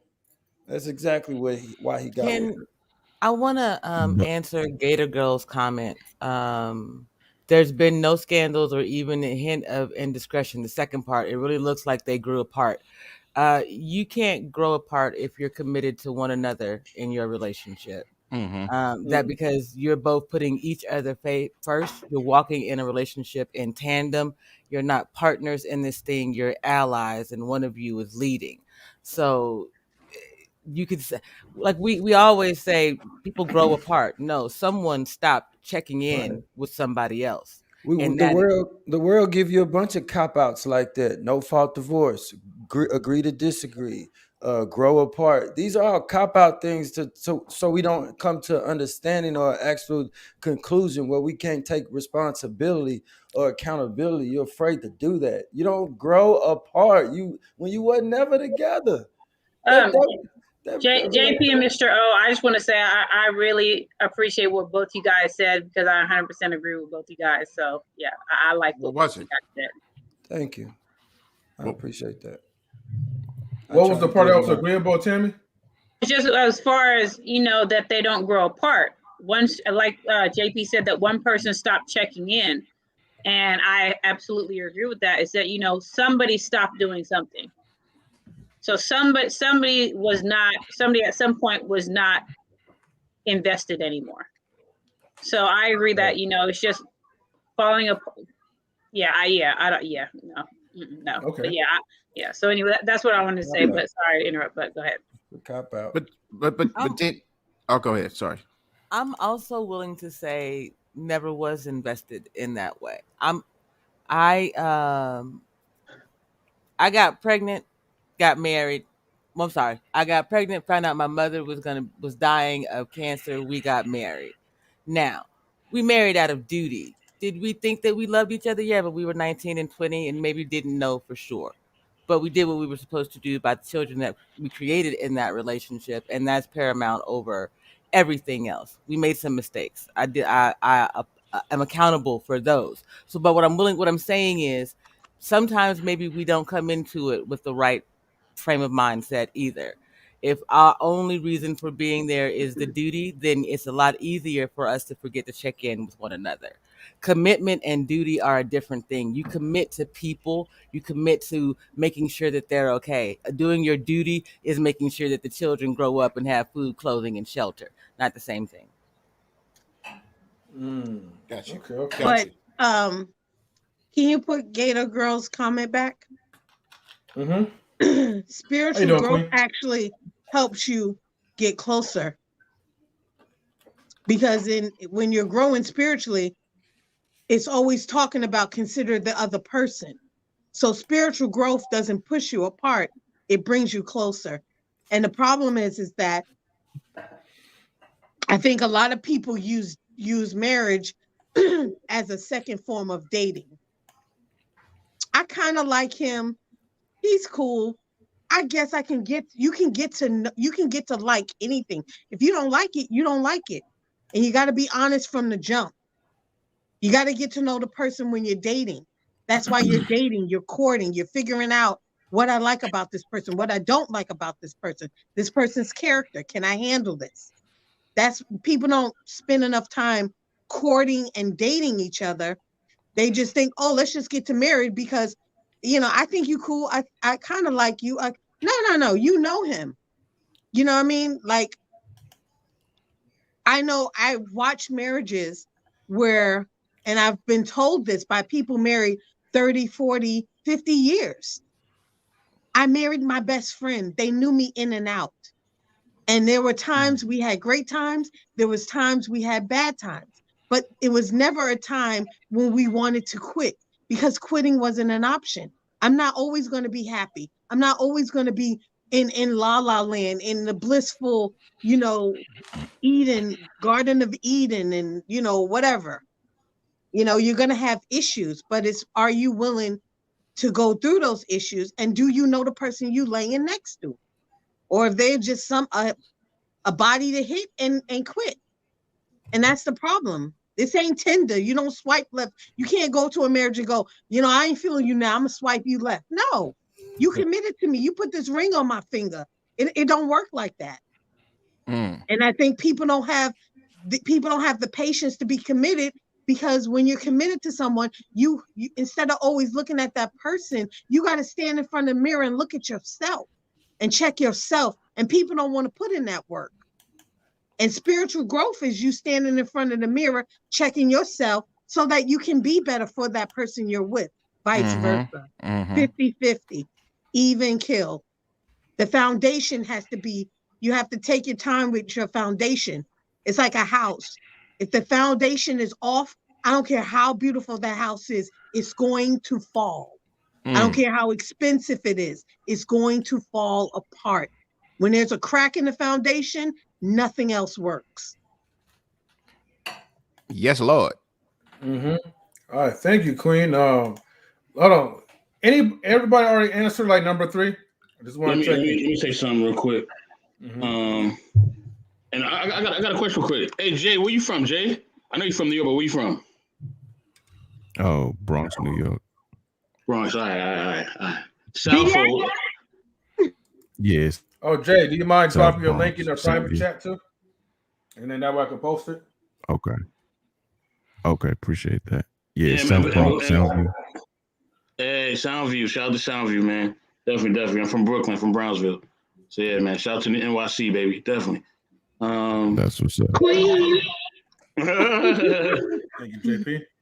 But yeah, with that being said,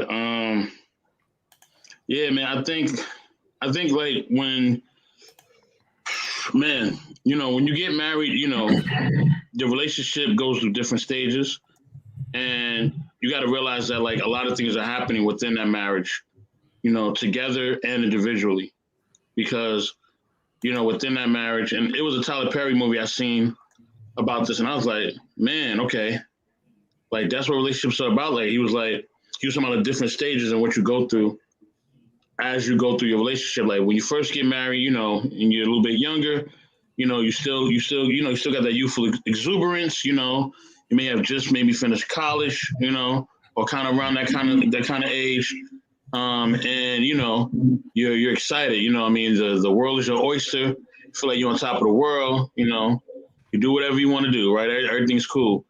Then, if you decide to have kids or you don't decide to have kids, the dynamic of relationship, will go through a change. You'll go through the change. Your spouse will go through a change. You'll start to get older. Sometimes you lose hair, and of course, unfortunately, with time, you lose people. You know what I'm saying? You lose family members. You can lose your parents. A lot of things can happen, man. You know what I mean? Parents can walk back into your life. A lot of things can be happening. Your health can dissipate. Like a lot of crazy stuff can happen, while you're married. So I think that with that being said, just having an understanding that, in life things are going to change, and in marriage things are going to change too. So I think a lot of times, a lot of these couples, they're not realizing that you're going to have to still go through phases in life. And through those phases, if you don't, basically, if you're not self-checking in with yourself, or you don't really have the tools to really, work things out, then of course, you're going to bottom out. You're going to hit a wall. Every marriage hits a wall. You know what I'm saying? And then once you hit that wall, you know what I'm saying, it's up to you to basically try to, figure it out. You know what I mean? Can we work this out? Am I willing to work this out?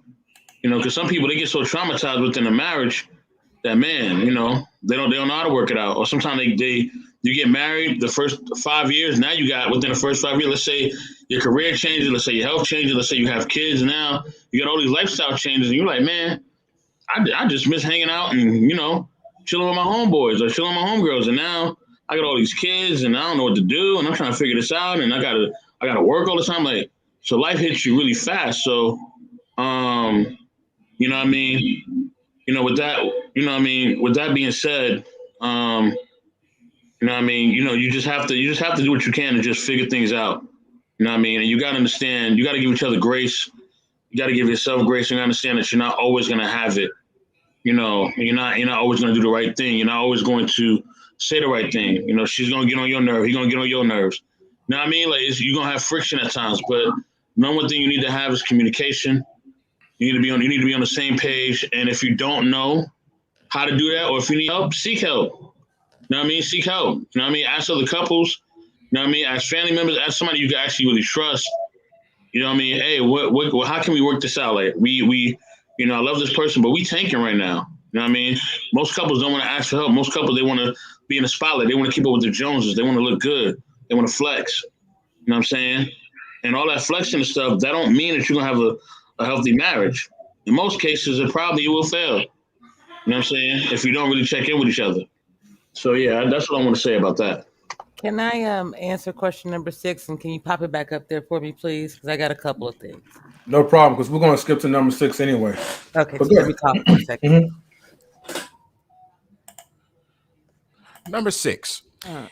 Do you feel that when people get married, they enter into it with false expectations? Why do you think that is?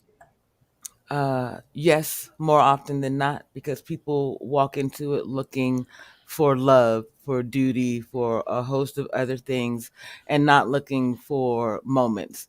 What is this person doing to make my life better that I cannot do myself, or that they're doing it takes the weight off of me.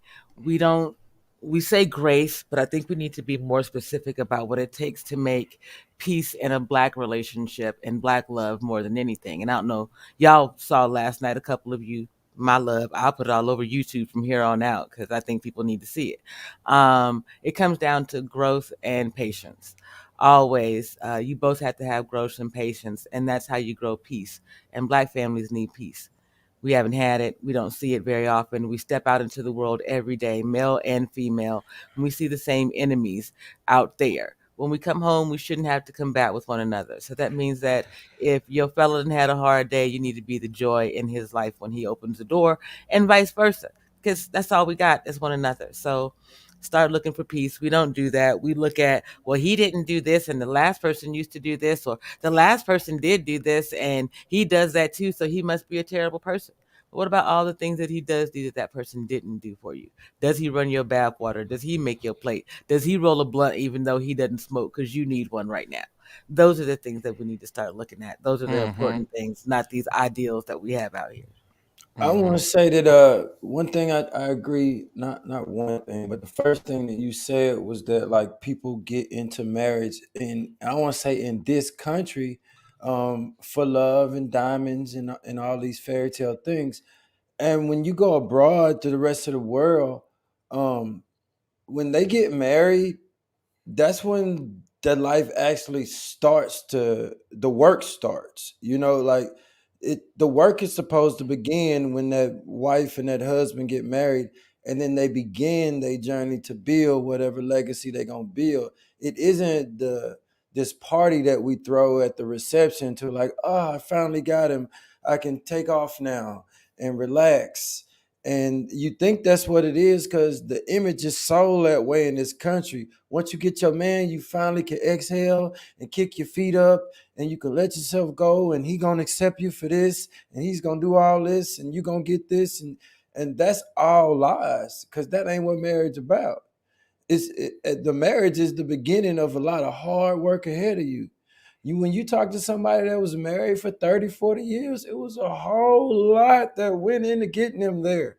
And they had to really want each other to work through that bullshit that came up constantly throughout the marriage, man. And they learned how to knock down life together. And there was a lot of work put into that. It wasn't no marriage, let go and release and fly the doves in the air. And like, this is all a fantasy. It's all lies. And so in this country, a lot of people have bought that lie, and then they get into it and realize, whoa, what did I do? And so they gave them an out. No fault divorce. You can get out. And you could do it again, because now we get the whole government is gonna get more out you. You know, when my parents got divorced, they still divorced to this day on opposite sides of Houston. And guess what that bank got? 2 mortgages. My daddy still that furniture over there at her house, he put it in there. If she needs something, he running over there. Like that. But what they got? No fault divorce gave the bank 2 mortgages. Damn. It was all based on a lie. Had they went into it for the right reasons and know it was gonna be some work, my mama would tell you right now in a minute, she would not advise a woman in her 30s to divorce her husband for the reason she did, because it was a stupid decision. She over there by herself at 70 for something that happened when they was 30 that was really based on lack of accountability on both sides. Oh, let me get to Jay, because I have a question I want to ask you, Jay. Right, and that's a good point that you made, Mr. As far as with the marriage, because you said like you said your mother had filed a divorce. You say? Yeah, she left my father for cheating. Oh, okay. Because what I was gonna say to piggyback off of this, and I'll let Jay answer it, but because a lot of times women are usually the ones who's filing for divorce, but in Right. this situation,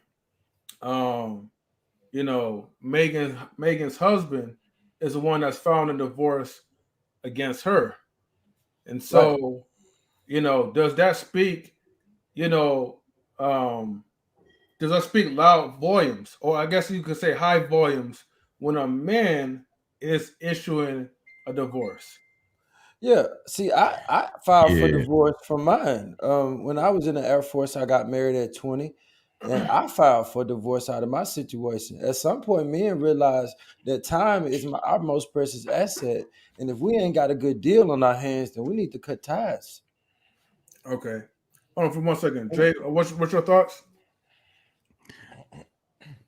I wanted to ask Mr. O question. Have you ever spoke publicly about the reason for the divorce? For me or my parents? Have you ever spoke on here? Yeah. Yeah, no, Yeah, your situation. I've stated on other platforms. I don't have nothing to hide. I tell my F's on my report card for sure. For me, I knew at the point. So I know that I got married for the wrong reason. I think at the age of 20 to the age of 26, the man has this aha moment. You know, he realizes that he ain't one, and he starts to start this journey on how to become one. And when he wakes up, it's like his bubble shakes, and he's like, "Whoa, what am I doing?" And Wait, I I'm sorry, I realized, missed what you said. You said you got married? yeah, I was married at 20 years old, but I grew up in the true holiness here in the South, man. Like I was getting married because the church told me I needed to because I got some girl I barely knew pregnant. This is all dumb. And then the Air Force going co-sign it and offer me more money, you know. So like this is all stupid reasons to like walk down the aisle and give somebody half your shit and put the government in your business. This is dumb. This is the stupidest thing ever for a young male to ever do. That's why I would never tell one under 30 to even think about marriage. Right. Because if you look at the numbers, most of us would tell you out of our mouths that we didn't realize what a man was until we was close to the age of 30. It was 28 for me, and I had to take this long ass journey to even figure out what that was, to even be valuable to a woman that need me. See, I know for sure I married her for the wrong reasons. However, I was not no man. I had no business trying to preside over something like that.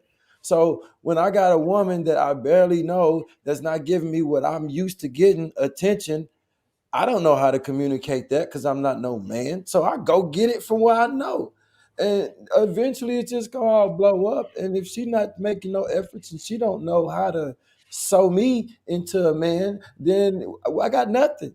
And then there's a point where I realized there's nothing gonna come out of this. She deserves to get it say. I know she's fed up with me, so she ain't gonna never respect me as no man, no matter how good I become. I gotta let this go. Because once a woman see you for who she she can't never see you for I could become the president of the United States. Do you know the mother of my kids is gonna be sitting over there at the inauguration watching on TV talking about he got y'all food. I know him. He ain't that.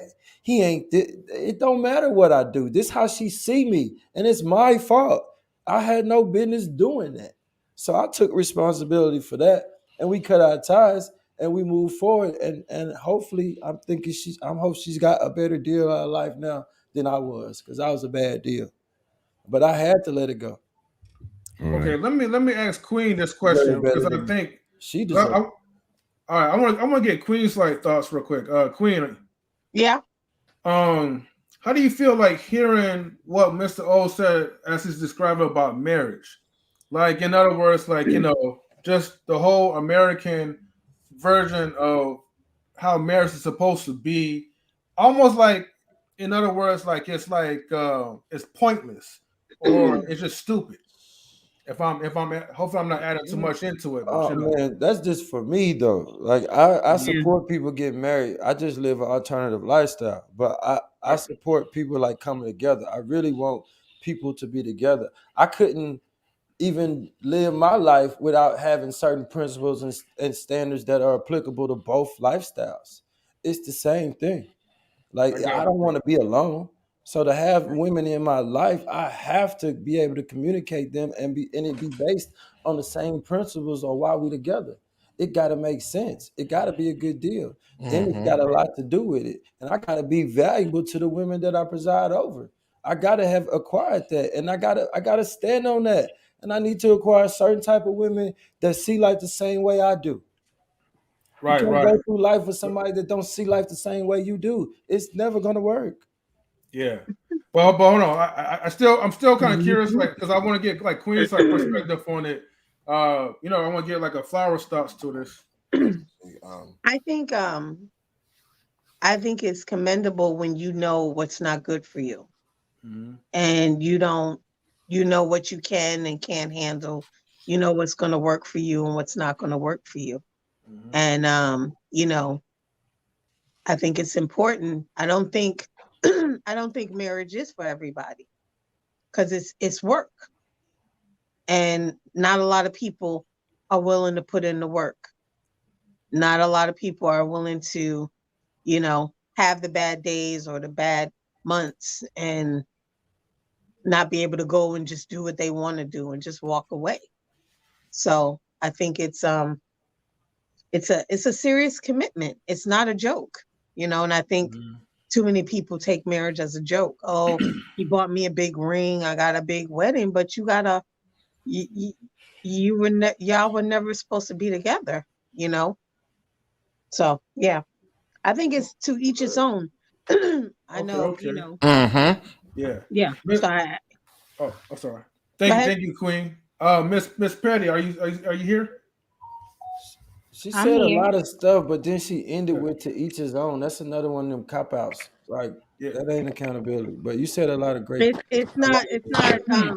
Don't I'm make saying them stand on it. Don't let them. Don't give them an out. Don't say to each his own.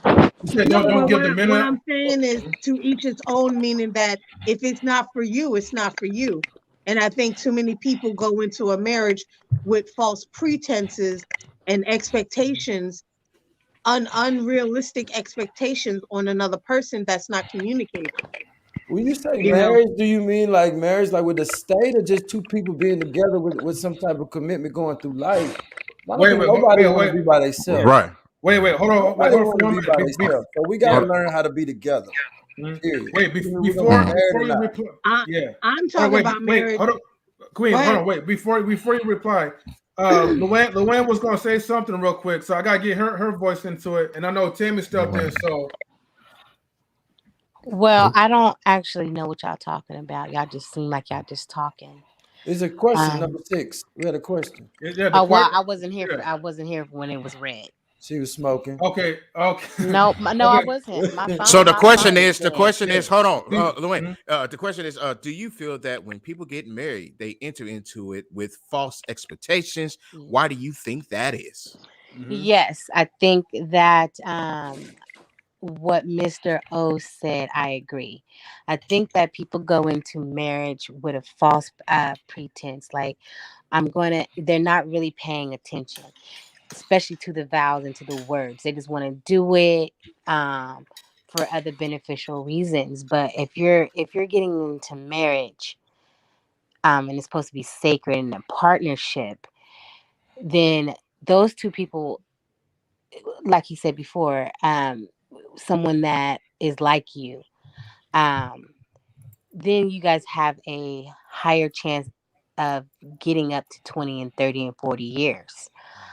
But when you do not know the person, when you don't respect their same value, when you don't respect them, just them as a whole person, I think, and that's vice versa, woman and man. When you don't respect each other and listen to each other, and I think that makes it harder. I think you're gonna go through some bumps in the road. But with marriage, it's not a job, but you have to work at it. It's not something like boyfriend and girlfriend where you can just leave that person. You have committed yourself to this one person or to several people, depending on what type of relationship you're in. But with marriage, I would believe it's hard work. It's not giving up.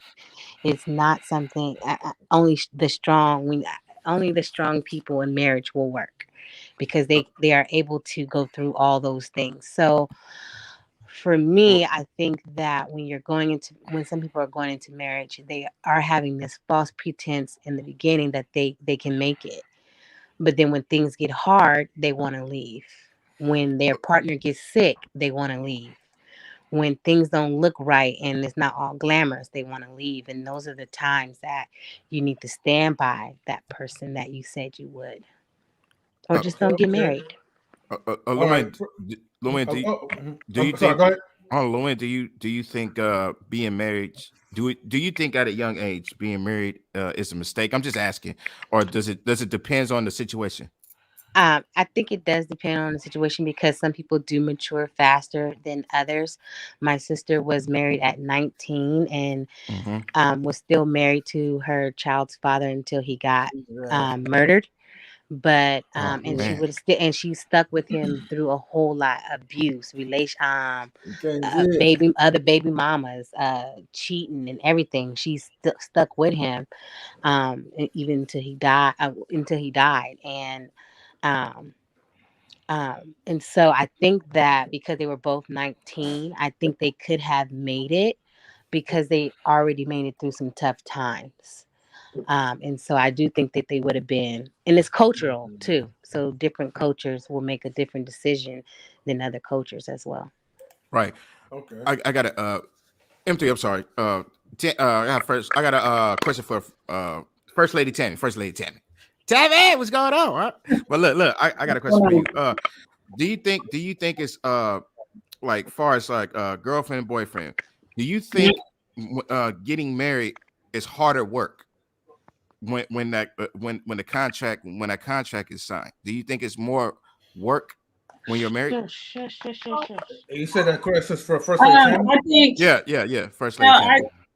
I think it is because it's not something you can just say, I'm done, I'm out. It takes a lot more commitment. There's a lot more that goes into it. I mean, I think just in general, when it comes to marriage, I feel like people prepare for the wedding, but they don't prepare for the marriage. It's what the problem is. Right. So, they get all excited about this day you're going to get married. You're going to get married, but they don't take the time to think about what's going to happen after the vows. And you said your vows, I do's, and after that wedding is done, now you are married. Right. What does that really entail, you being married? It's more than just having a day where people get to celebrate what's coming together. It's more than that. Commitment is, and that's the thing, commitment is more than just not cheating on the person. Right. Commitment is so much more than that. It's more than just not cheating on the person. Commitment takes a lot, and not everybody is ready for that. Not everybody understands that. And even communication, like even that's a commitment. Being able to communicate, that's a commitment that some people just don't understand. And so, I mean, I do think that it's a lot harder when it comes to marriage rather than boyfriend girlfriend, because boyfriend girlfriend, somebody pisses you off, I'm done. You can just go your separate ways and that's it. Somebody's gonna have their feelings hurt, but you can go your separate ways and be done. With marriage, you can't just say, "Oh, I'm done, I'm out," because there's more than just that. I mean, and that's the thing, is that to get married, you have to be willing to work through those things. You have to be willing to work through those things. So me personally, I mean, if you cheat on me, that I don't know if I'm willing to work through that. If I'm gonna be perfectly honest, if you cheat on me, I don't know if I'm willing to work through that. But a marriage takes commitment from both people, and both people have to be all in. Right. I feel like when it comes to, sometimes when people get married, not both people are not always all in. Right. One person may be all in, but the other person is not. I do think that some people do get married with false expectations, because you may think that this person is going to change. Like once you get married, things are going to be different. Just like, when people have kids, like, oh, someone has kids, all of a sudden they're going to change who they are. It's not necessarily the case. And marriage doesn't necessarily change everybody. Marriage doesn't change everybody. Some people jump into it and they're not ready for it. Because like I said, people prepare for the wedding, they don't prepare for the marriage. The wedding is a day. Marriage is meant to be a lifetime. So you are not prepared for this lifetime commitment. You shouldn't even go there. You shouldn't even go there. So let me just say this. I think that Miss Tammy, you kind of hit it right there. There's no difference between marriage and dating except for the piece of paper that you sign with some people. Mm-hmm. So if you're not going to be committed to the person, you're not going to be committed to the person, whether or not you sign that paper or you just go and stand in front of your peoples and y'all jump over the broom. Right. At the end of the day, it comes down to commitment first. Like you date someone to figure out whether or not you can accept their plan and that part.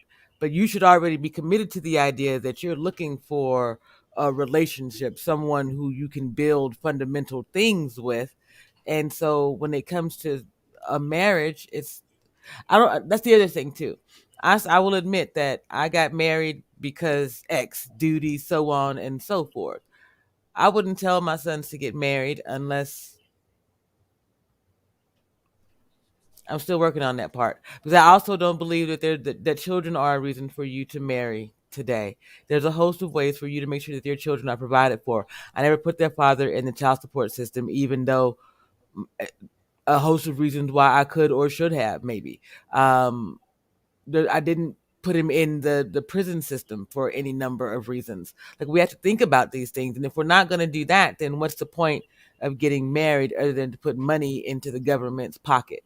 How Right. can we commit to one another without that paper or without the system? That's what we need to figure out. Right. Let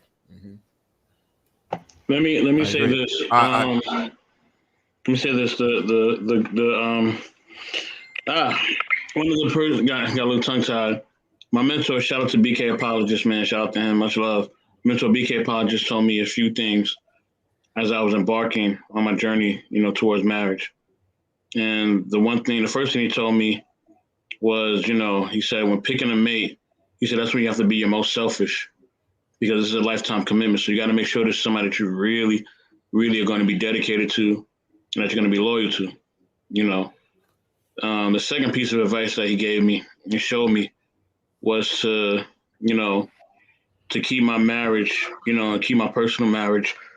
And a lot of things that I did in my marriage, to myself to not always, put everything in the public, viewing scape. And he said, sometimes it's gonna be hard because you're gonna want to say certain things, or you're gonna want to do certain things. But he's like, but be careful, because he's like, he was expressing to me how sacred and how valuable marriage was, and how kind of what's in the bedroom, has to stay in the bedroom, and different things of that nature. And of all the years that I've known him, and he's very active in social media. I think he just, I don't know if he's already monetized or he just got monetized, something like that. But shout out to his channel, BK Apologist channel. Shout out to him. Please like and subscribe to his channel. But I've never seen him really do anything. Like him and his wife, they would do things a lot together, but they never ever like kind of made me feel, or made anybody else of us feel, kind of like weird or awkward about them being married. They never made us feel like they were better. Like they just always just acted like my friend, at all times. They always acted like my friend, but they also held me to a standard, and they also showed me the responsibility of relationships. You know what I mean? There was one time where he was hanging out with me and a group of my friends, and I'm like, dude, you married? Like, why you want to hang out with us, all those young dudes? He's like, man, because y'all my friends. He's like, I'm still a person. I'm still a human being. I still need y'all friendship just as much as you need mine.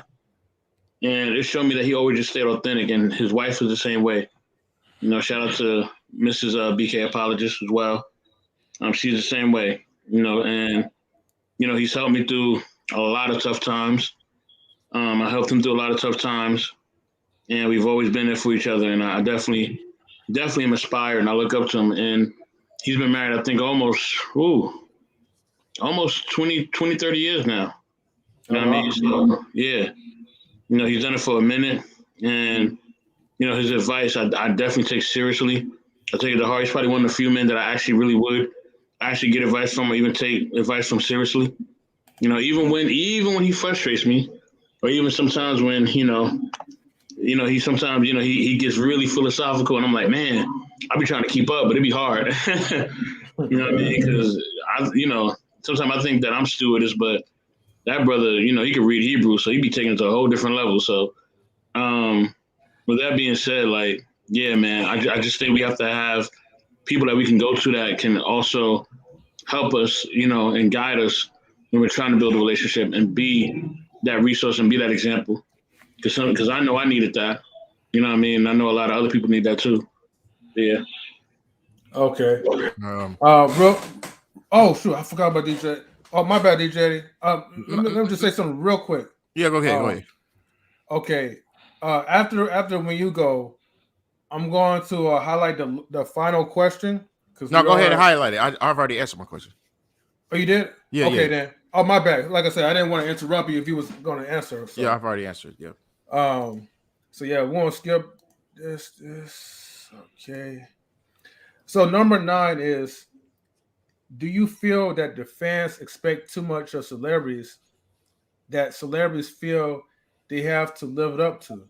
Do you feel those expectations can be detrimental to the celebrity? And I'm going to ask like Luann to go first because I know she had just got back. After Luann, I want to get to like JP, and then out of Jay and Mr. O, then you guys can go next, and we'll get to the rest of everybody. Oh, thank you, Mario. Thank you. Anyways, I think that the celebrities, we are just regular people. Nothing special. So they go to jail, they have, deaths in their family. They are human beings. I do believe that we can put a little pressure on them to be highlighted more, only because media is like watching them heavy. So now we know everything about them. So they have to be, they have to act like they're perfect, but they have the same issues that we have. So no, not really. No, not really. All right, thank you, Luann. Appreciate you for answering that question. JP, what's your thoughts? And I'll highlight it back again about the celebrities. Feel like we put too much expectation on them? No. Excuse me. I think more often than not, they know what they're getting into and they know what they've signed up for in order to get into this this arena. If we're realistic about what's happening out here in these streets and people who are losing family members who are actually in the entertainment industry, it's not a coincidence that they're being lost at such a high rate, or that their family members are being lost at such a high rate. There's something going on out here. You sign up for this thing and it comes with a certain level of spirits on your back, so to speak. But no, I don't think that it's anything that we have done to them. I think that what we need to consider is with the rate at which we consume all of this stuff, what is it doing to us and our community, and how can we stop it? Okay, thank you for answering that. I gotta give a shout outs to Blaze Brown. Thank you for tuning in, sister. Says good evening, peace, everyone, peace, peace. Thank you for tuning in. I want to say that, man. They definitely sign up for what it is.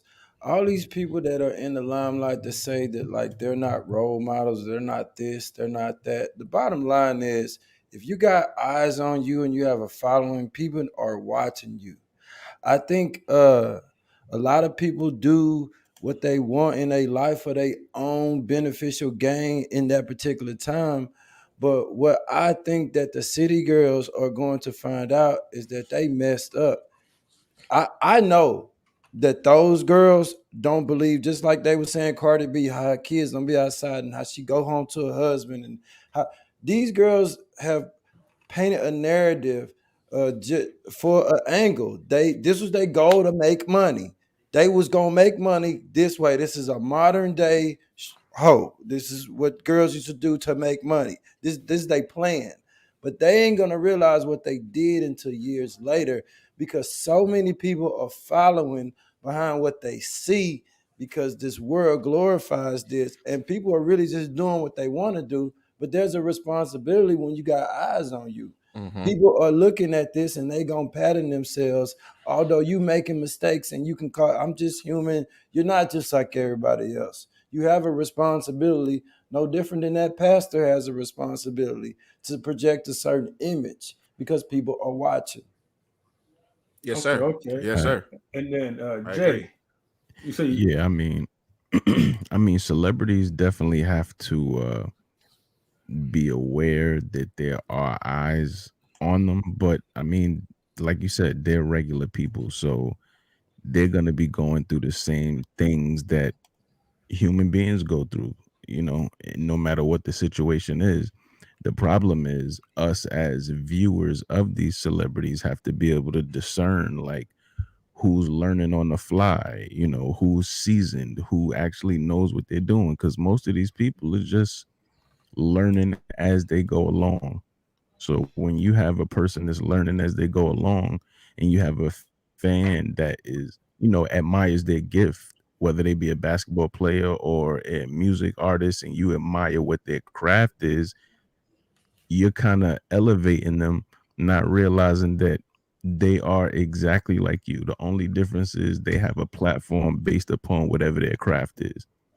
And This thing, like, you got to take it on both sides, though, man. If I signed up to go to take my ass into a coal mine in West Virginia, I know what come with that. I could die. The mountain could fall on me. The cave could cave in. I could be buried alive. I know what come with that. When you sign up to be a celebrity, you know what come with that.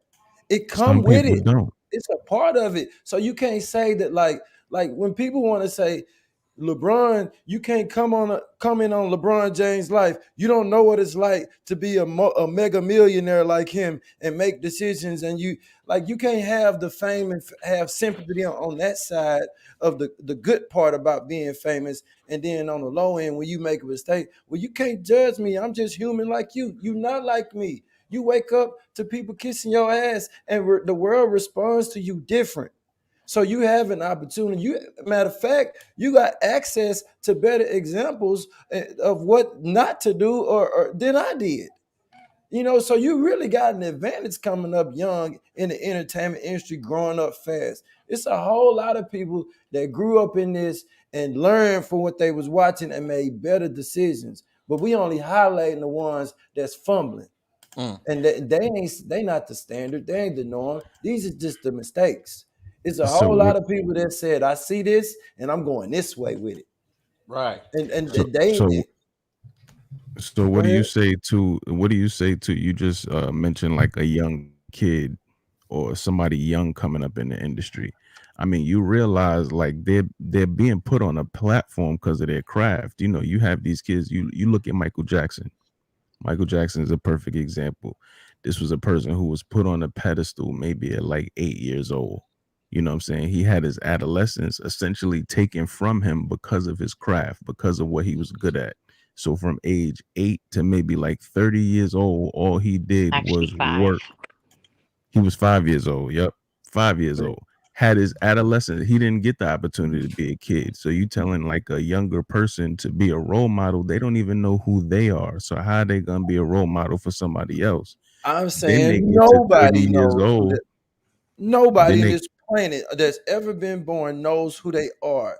Fault don't matter when responsibility is still on the table. Because I didn't have no daddy to play catch with me and do all these things and teach me things. He wasn't there physically. That didn't lessen my responsibility to become a man, especially when I had a child.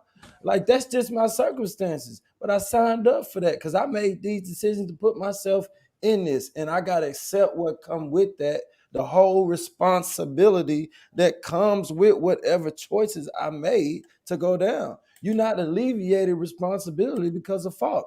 That's just a cop out to blame somebody else for why you are where you are. it's not alleviating As long responsibility. as you can blame somebody else for it, I don't have to do nothing about it. As No, long I as I agree. can blame somebody else for why I am the way I am, I don't have to do nothing to sit back and wait for them to say, I'm sorry, it's my fault. Let me come and show you the right way. That life don't work like that. Ain't nobody coming back for you. Ain't nothing coming for you. That responsibility is gonna slap you in the face. It's sitting there. And that's you're gonna sit there. Either you're gonna wipe that shit off your face and get to work, or you're gonna sit there with it on your face and look crazy. What about the person that don't have responsibility though? You got it. It's there. It exists. Regardless if you want to acknowledge it or not, you have a responsibility to all the people watching you, to that kid that needs you, to your community that needs you. You still there. Fault don't matter. What about that kid that had nothing, that came over here on a boat and didn't have nobody, and then went to a what do you call it, a foster home, orphanage, and then became like an engineer, and then became like a multimillionaire? Like, everybody got it worse than somebody else. I ain't gonna cry for nobody that became a millionaire as a teenager and say, well, you know, they came up in the limelight too fast, and give them a pass on this because they didn't know how to manage the millions, and they didn't know that when they went live, people was gonna watch and really do what they did, because they didn't know. And it's because still they my didn't. responsibility to surround myself with the right people. I gotta do that. Oh, they didn't. Because you Right. still That's have. what I'm I'm not trying to saying. bring her. I'm not trying to bring her up, but we have a lady named Britney Spears. She really has mental issues, but yes, she was under conservatorship, which she should not have been. Maybe a different kind, or someone else. But now you have someone with those who came in the industry, really young, and she also talked about how she didn't know how to handle her fame, and so when that fame came and it was so much, it overwhelmed her to going into a mental breakdown. But this is a special So that case. does This is a happen. special case. Wait, hold on, guys, hold on for a second, right? I gotta, as good as this is, right? I gotta get Let to him the keep front. Let him keep going. Let him go. Hold on. I gotta get to Queen and I gotta get to Tammy real quick. Hold on. We could go back, but I gotta get to those two real quick. I don't want to leave them out. May I say something real quick? Because I kind of been radio silent for like a minute.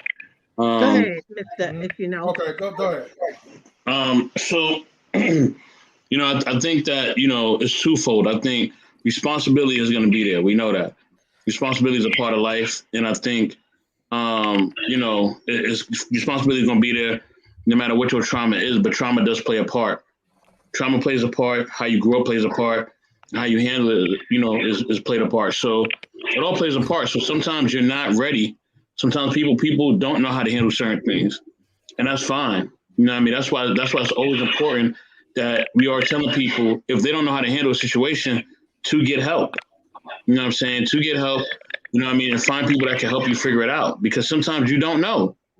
And it's okay not to know. It's okay to not know how to handle, you know what I mean, a parent not being there. It's okay to not know how to handle mental health. It's okay not to know how to handle certain people in your life passing away. You know what I mean? Like, it's okay not to know these things. Or it's okay not to know how to handle being abused, you know, or sexually taken advantage of. It's okay. You know what I mean? What we have to stop doing is stop making it seem like it's bad for people not to know how to handle situations that are traumatic. It's not bad. You know what I mean? The thing that's bad is when, you know, when they don't seek help, or when other people are not basically, you know, willing to give them the tools, or willing to point them to the tools that can help them. Now, listen, at times, yes, there's certain traumas that, you know, we don't know how to help somebody with. So if somebody tell me certain trauma about certain things, I may not know how to help them. I'm like, hey, man, look, I don't know nothing about that. I can't help you. You know what I mean? But hey, you know what I mean? I think this person could help you. Or I think you may want to look at this resource. I give them resources that can help them so that they can get through it. You know what I mean? Because the thing is that we want them to be healthy, you know, well, active adults. We don't want them going crazy. We don't want them flipping out. You know what I mean? Because when they go crazy and flip out, guess what? It may affect you, or it may affect somebody that you care about. And then you're going to be upset. And then you're going to be sad because you didn't give that person, you know what I mean, basically the right tools they needed in order to be helped. You know what I mean? And like I said, if you don't know how to help them, or if you feel like, listen, I don't want to help them, or whatever the case may be, it's all good. It's all to the good. But at the end of the day, you know what I mean, trauma does affect people. You know what I mean? And it is a real thing, you know. So help that, you know, sometimes, you know, if that person don't want to be responsible, point them in a direction, or basically point them in a reference that can help them be responsible and take on responsibilities and be active, healthy adults. So yeah. Okay. Queen, are you ready to answer? Yes. Okay. And then Tim Can you will put get the to you question afterwards. back up there? for me? Yeah. So the question. Thank Yeah. you. I think it's 50-50. I do think that fans expect too much from celebrities because they're idolatrous. They worship them. They become their standard, they become their role model, and they fail to realize these people are not your role model. These people are not the same as you. So what they do, they get stuff, a lot of times they get stuff handed to them. They get exposed to stuff that you will never have access to. So I think one, we have to change what we worship and what we base our lives off of. I'm not basing my life off of Beyonce or anybody else. I'm a fan. I can respect you. I can like what you do, but I'm not you. You are not my standard. I have enough powerful women in my life to be the standard, to be an example, to be a role model. And I think sometimes we worship you have people out here worshiping these celebrities like they're clouds floating in the sky and they're above, like they're just, saints and gods and whatever. And it's sickening, and I do think as celebrities, once you're in that platform and you have this following, you do have somewhat of a responsibility to what you put out there. I look at people like Denzel. He's been married to his wife forever. You don't know nothing about his marriage. You don't know nothing about his life other than what he tells you, other than what he allows to be out there. Perfect.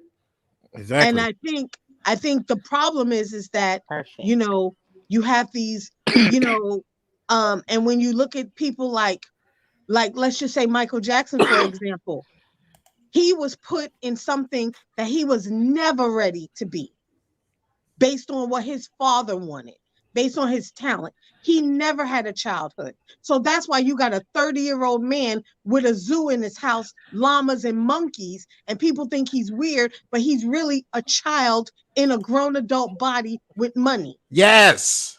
Yes. So he never had a childhood. He never was able to ride a bike down the street and scrape his knee. He was never able to get stitches or go to the lollipop store and get a piece of candy. He was never able to go to the park and get on the swings. He was never a child. And Britney Spears, once again, you look at the families, look at what they come from. I look at Tia and Tamara, the Maurice twins. They grew up in Disney. They grew up, but guess what? What they did on TV, you never knew what they did at home. Because it's also parents. It's also the parents' responsibility, especially for these young stars, So I think it's both. I think we have to do better and stop worshiping people that we can never touch or be.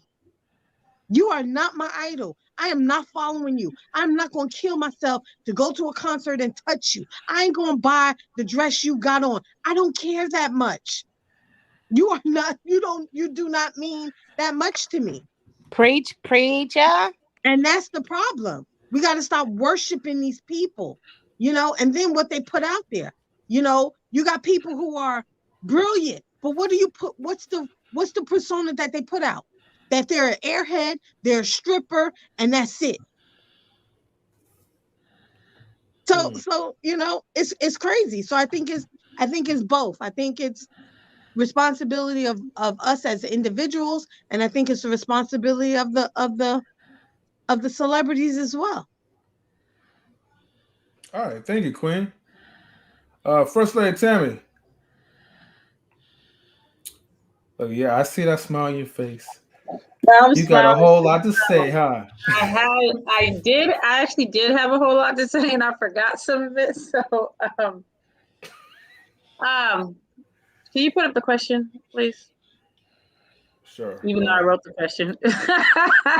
So, Tammy over there smoking too. I'm really tired.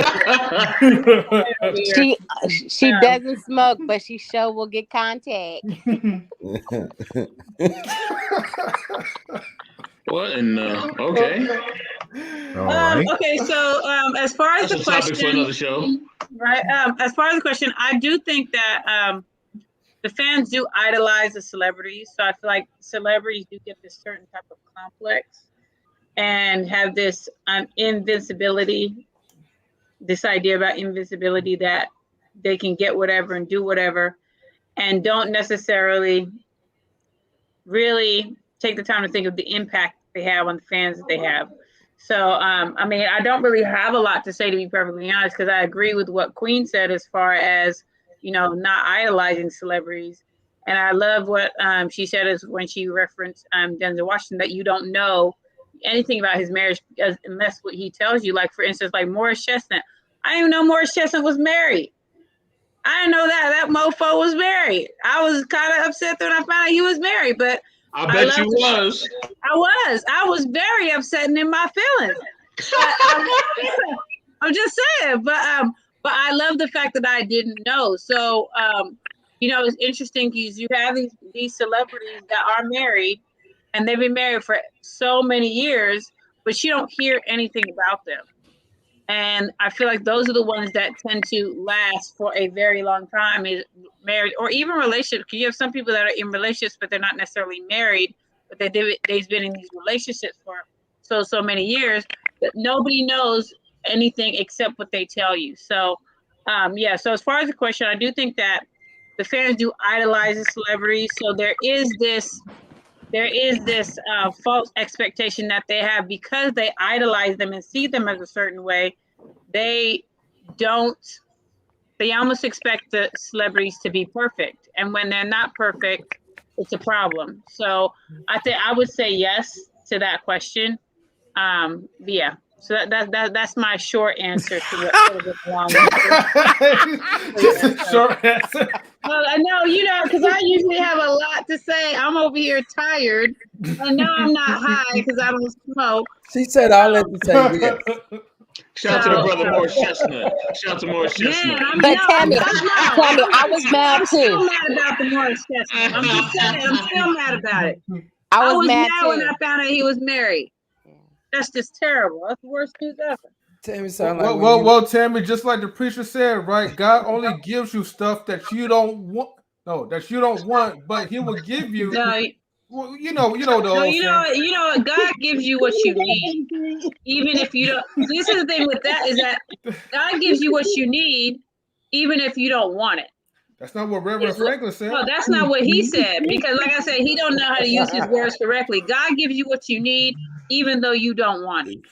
See that? That's the problem. You got women out here checking pastors now because she just said that's not what you mean. That's Right. bad for his Because I tell you right. what, That's terrible. I tell you what, That's terrible. I tell you what. So I currently don't go to church. I don't think church is a horrible place. I don't go just because I've been to a few churches and there's some things I've seen. Like there's a church that will remain nameless where the pastor was having sex with women in the church, and I know who it is. I would say it was a continued because I had to vote. Yes, I had to vote to keep him in. I know what church he's talking about. He's still pastoring at that church. It's a Baptist church. This is a consistent problem that he is having with women in the church, and it ain't just one woman.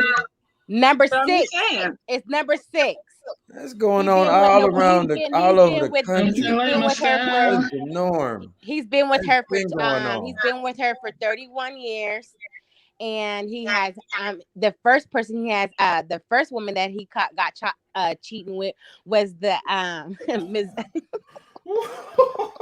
was the piano's wife, okay? You could just insert said pastor's name here. They all doing it. They all been doing it.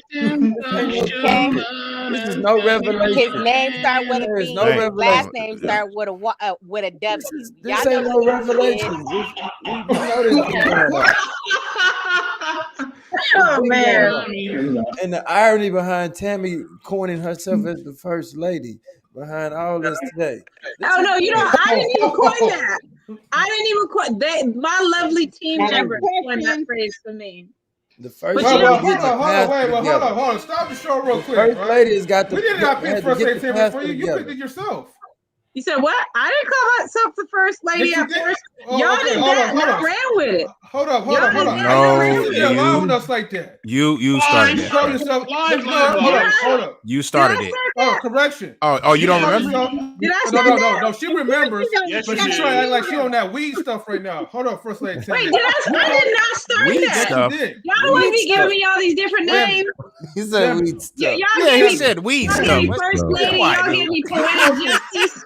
Y'all gave me all kinds of stuff. No. You called yourself the First Lady Tammy because you sound like, look, I'm the first lady in this show, right? Exactly. And nobody else comes before So me. even Exactly. though, You said it on the show. Even You though said I it. said I'm the first lady. You as said far it as on the first show. lady, so even though I'm the first lady, as far as the first lady who's consistently on here all the time, I didn't call myself first lady. Y'all You call called me yourself that. first lady on the video. Tammy, Tammy. so y'all don't be mad. Don't be mad. You don't have to wings. Can I say wings? Tammy, there's a video, Tammy. There's a video. All right. M3 DJ Eddie. Tammy part 4. Can I say something? Man, I'm sick of this Tammy sagas, man. Just to let y'all know, Tammy would have been a first lady. Just so y'all know, if she if she would have got if it would have happened, she would have been a first lady. I'm just saying. No, seriously. She called herself that on the video. Okay, we can go back and get those videos. We can go back and get it. My ex fiance, he was in the same church Your of the one who was getting humped on. Okay. What? The same church your of ex the was in the pastor church? humping on. Wait.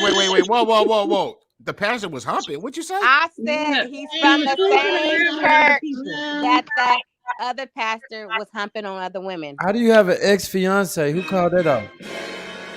He did. He called it out? He did. So you was eating the groceries too? Ew, no. Oh, Ew. Hey, yo, Mr. O, look how fast she said, ew, no. She said that so fast. What She that said have no to do so with fast. what I we mean, were the pastor caught the first lady eating the groceries, so he divorced her. And that's what happened with you, boo? No, Tammy, They're asking Tammy, I don't is Tammy touch single? groceries. They're asking that. I don't Tammy touch single in the groceries. I comments. don't see groceries. No.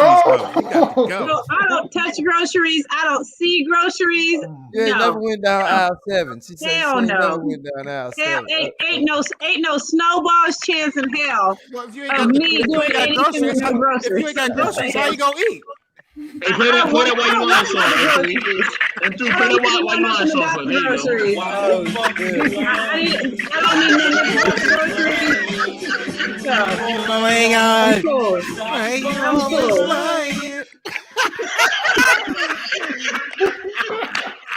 Oh, hold on. Listen. Relax, everybody. Shout out to Relax. all the first Let's ladies all relax. around the You know, world. All the first ladies around the world. Let's relax, man.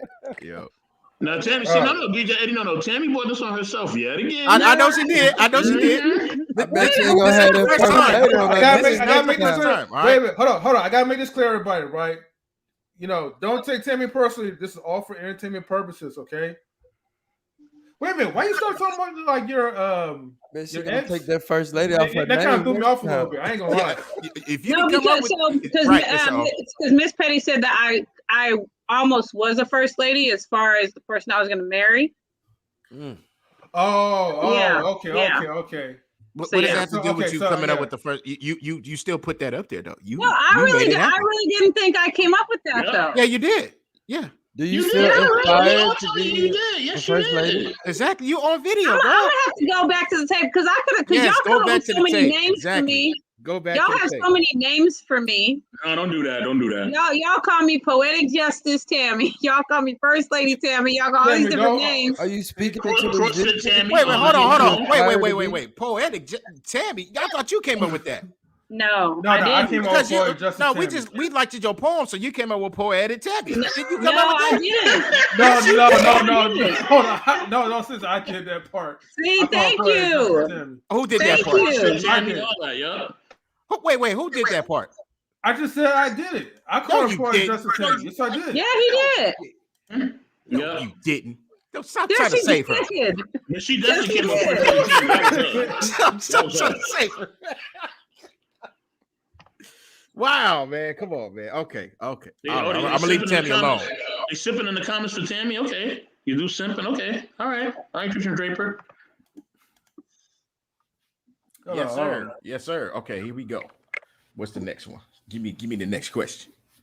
Tammy, Tristan asked you if you were single. Oh, y'all got a question. We already answered. I think we answered all. Oh, we already answered. Okay, we already answered it. We are already at the end. But what did you say, Miss Petty? Miss Petty. Oh, Miss Petty said something. Hello. It's Petty Eddie. Okay. I said Tristan asked you, Tammy, if you were single. Oh man, here we go with the comments again. Here we go. I said. I tell y'all. Well, my name is Petty for a reason. Wait, hold on, Tristan. Like, hold on. If you want to do some simping, man, you gotta come up on a panel and do that stuff. Word. Yeah. You do Juice your shot. Phone numbers and all that. You guys been doing a lot of. Y'all been doing a lot of simping. Y'all been dropping phone numbers and everything. Yo, this is getting wild out here, man. Tristan, come on up. Miss Petty, did you call him, Miss Petty? Boy didn't get on tonight, huh? Did you call him, Miss Petty? No, did you call him? That's the question. Did you call him? You don't be putting nobody on the spot like that. Exactly. You tell him. I'll let you know when we off alive. I mean, are you serious? Did you call him? Yes. I will let said you didn't know call him. off alive. Exactly. No, I have mercy. Come on, man. Put the business out there like that. Ain't that right, Lou? I mean, it might be somebody else. You feel me? I can't be letting all the people know what I'm doing. I got to keep it under the wraps. Right. She ever came up You gotta before? stop capping, man. You ever came up? Say again? Did she ever came up? Well, who? Luann? Petty. Yeah, she Petty. I don't know what she look like. I thought she don't got no avatar. I thought she was one of them people that don't cam up. Oh, yeah, I cam up, sir. Okay. I do. Yo, King came out for your boy though? You seen her No. No, he's seen her. He's seen her before. He's seen me before, and I see Yeah. him. It ain't nothing special to look at. I'm not looking. Damn, why would you say that about yourself? Okay, at the moment. Okay, that's fine. Damn, so much pushback, man. Y'all better like start talking to us like in a respectful tone. What's going on, man? It's all I'm man. sorry, What y'all Miss talking Petty. about? I'm sorry, Miss Petty. No, I agree. I agreed with a lot that you said tonight, Mr. Otis, just living. You know, you had a lot of good points. The O is short for Oliver, not Otis. Oh, Oliver. Oh, Yes, ma'am. Okay, I like Oliver. That's my Oliver government. Twist. She said Otis. Yeah. This girl.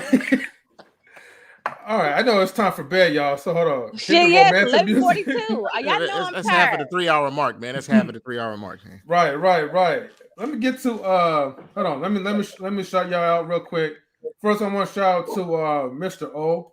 Thank you for joining the live stream as always, Mr. O. Mr. O in the building. I appreciate y'all having me and allowing me to give y'all my perspective. Y'all tune in, subscribe to the channel. That's why I got them signs. Yeah, I like that side picture, man. Please. Thank you. I appreciate it. And then I gotta go ahead and highlight Mr. J. Thank you for tuning in. I appreciate y'all, man. Definitely appreciate Yeah, y'all you got having one of me those up, voices man. that'll put somebody to sleep. Just to let you know. Okay, that's what it's there for. Yeah. You said you got one of those Let me that'll know when put you need a somebody to nap. sleep. That'll put somebody to sleep. Yeah, he gonna put Luann to sleep. Shout out to you, brother Jay. Shout out to you, man. Shout out to you, brother Jay. I like that hat, man. Appreciate y'all. Yes, sir. Yeah. You got the coolest radio voices, man. You're always Right. welcome to come up in here too. All you guys. Like All a right, Keith and then- Sweat voice. Y'all know y'all heard the Keith Sweat, after hours. No. Oh, whatever. Y'all just really crazy. Man, get her up out of here, man. I know. Nah, I'm just playing. I love you, Miss Petty. Go ahead and I shut do, I your really All do. right, so you guys will see me on. Sometimes I just come through and support Monday through Friday. Seem like you guys have one. But on Saturdays, you can come and see me with Dom, brunch with Dom and Luann. That's at 12. Come and check us out. We'll be having a really good time on there.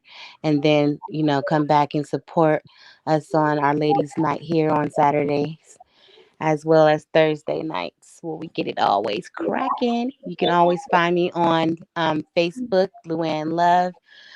And you can also find me on Instagram at Ladybug5150. Has anybody ever told you that you got like the little hotline voice? Yes, I used to be a sex phone operator out here in Vegas. What in the world? Okay, it's very intriguing. They was probably paying good too. They was probably paying you right. Man, cause Las Vegas, man, they got money over there. They got money. The O-ish button, M3. Hit the O-ish button, M3. The what button? The O-ish button. Oh yeah, I got you on this one though. Oh my God. All right, let me get to Queen, man. I'm always learning something new about you, Miss Patty. All right, Queen. Yeah, a little too much, huh? Oh, sorry. Yeah, a little too much. Yeah. So listen, I ain't got. Go ahead, Queen. Go ahead. It's all good. It's all good. You can follow me on Instagram, Queen Forever 2K21. My name will be changing at the end of the year. Drop the ball, and I'm dropping my name. Yeah. You can see me on Knowledge and Relationships and other platforms. Have a good night, guys. Yeah. All right. Have a good night. Oops, my bad. All right, and then we're gonna highlight First Lady Tammy, the lady with many different names. Got people all watching her and stuff, right? Yeah, the lady who does not like groceries, y'all. Okay, she does not like it. Right? Don't buy her no groceries. None of that. Thank you very much. All No, right. she said I know I'll 6. Or 7. Okay, so you can find me here on Mondays, Thursdays, and then when we do Ladies Night, you'll find me on there. I have an Instagram, First Lady Tammy 916. I never say what my Facebook is because you won't be able to find me, so I'm not gonna tell you what that is. But yeah, Instagram, and then next year I'm doing my book corner, so you guys will be able to see me on there. But if you tuned in, thank you for tuning in. Thank you. Make sure you hit the like button, the subscribe, the notification bell, all of that stuff so you get notified about what we do and when we do it. But thanks for tuning in. Bye. All right. You got hearts and smiley faces. Oh yeah, always. Anyways, so now we gotta highlight Mr. DJ Eddie King. Yeah. So look, check this out. Look, thank you for joining the podcast. To everybody, thank you those that's in the chat. Salute to all y'all. It's too many of y'all, but salute to y'all. Salute to M3. You know what I'm saying, Mr. Best in the world. And if you don't know now, you know. Tell your brother what I said. Queen 2K2 or 24. Is it 2K2? 2K2, right? Yeah, 2K2. Luann Love. Shout out to you. First Lady Tammy. Yes. All right. Stay out of Lucky's, girl. All right, stay away from there. You don't belong there. Stay away from there. Now, Mr. O, man. Shout out to Mr. O, man. You know what I mean? Shout out to Jay. You know, and you can find me DJ Eddie King on at YouTube. You can find me on Instagram, dj.eddie.king. I am the music creator for knowledge and relationship. Please click the subscribe button, click the like button, click the notification bell. That when you get new videos, old videos, and recent videos. Thank you very much. We also gotta give shout outs to JP as well. I didn't know she had left. Oh yeah. Shout out to JP. Shout out to JP. Auntie JP. We love you, Auntie JP. Mm-hmm. Yeah. Thank you for tuning in. Yeah. All right. Well, that being said, we gotta highlight the network manager, Mr. If you know, you know. Yeah, thank y'all, man. Thanks for joining the Knowledge and Relationship Experience. Thank you for just being there and just supporting us, y'all. Shout out to Tristan Draper. Shout out to Gator Girl, what's going on? Atlanta Thrasher, where you at, bro? I ain't see you all stream, man. Disappointing, Atlanta Thrasher. Where you at, man? Shout out to the Evolutionary Playboy, Blaze Brown, K. Marion. Everybody in the chat, man. Everybody in the chat is just lighting it up. You know what I mean? Definitely appreciate y'all. You know what I mean? Definitely, a lot of love for y'all. Blind got his wife, their life. Shout out to them. Shout out to OG Patrice as well. You know what I mean? Shout out to everybody in the comments. Also, shout out to the homie Colin Mitchell. Colin, where you at, man? I ain't see you tonight either. Colin, I better see you next time, brother. You know what I'm saying? But yeah, man, shout out to everybody, man. Everybody be safe, during this holiday season, man. You know what I mean? Be safe, be warm, be happy, be loved.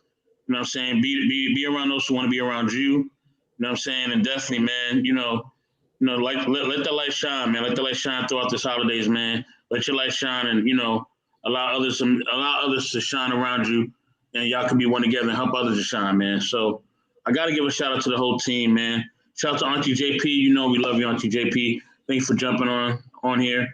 Shout out to my homie, Mr. O. Mr. O, what's going down? You know what I'm saying? Please like and subscribe to his channel.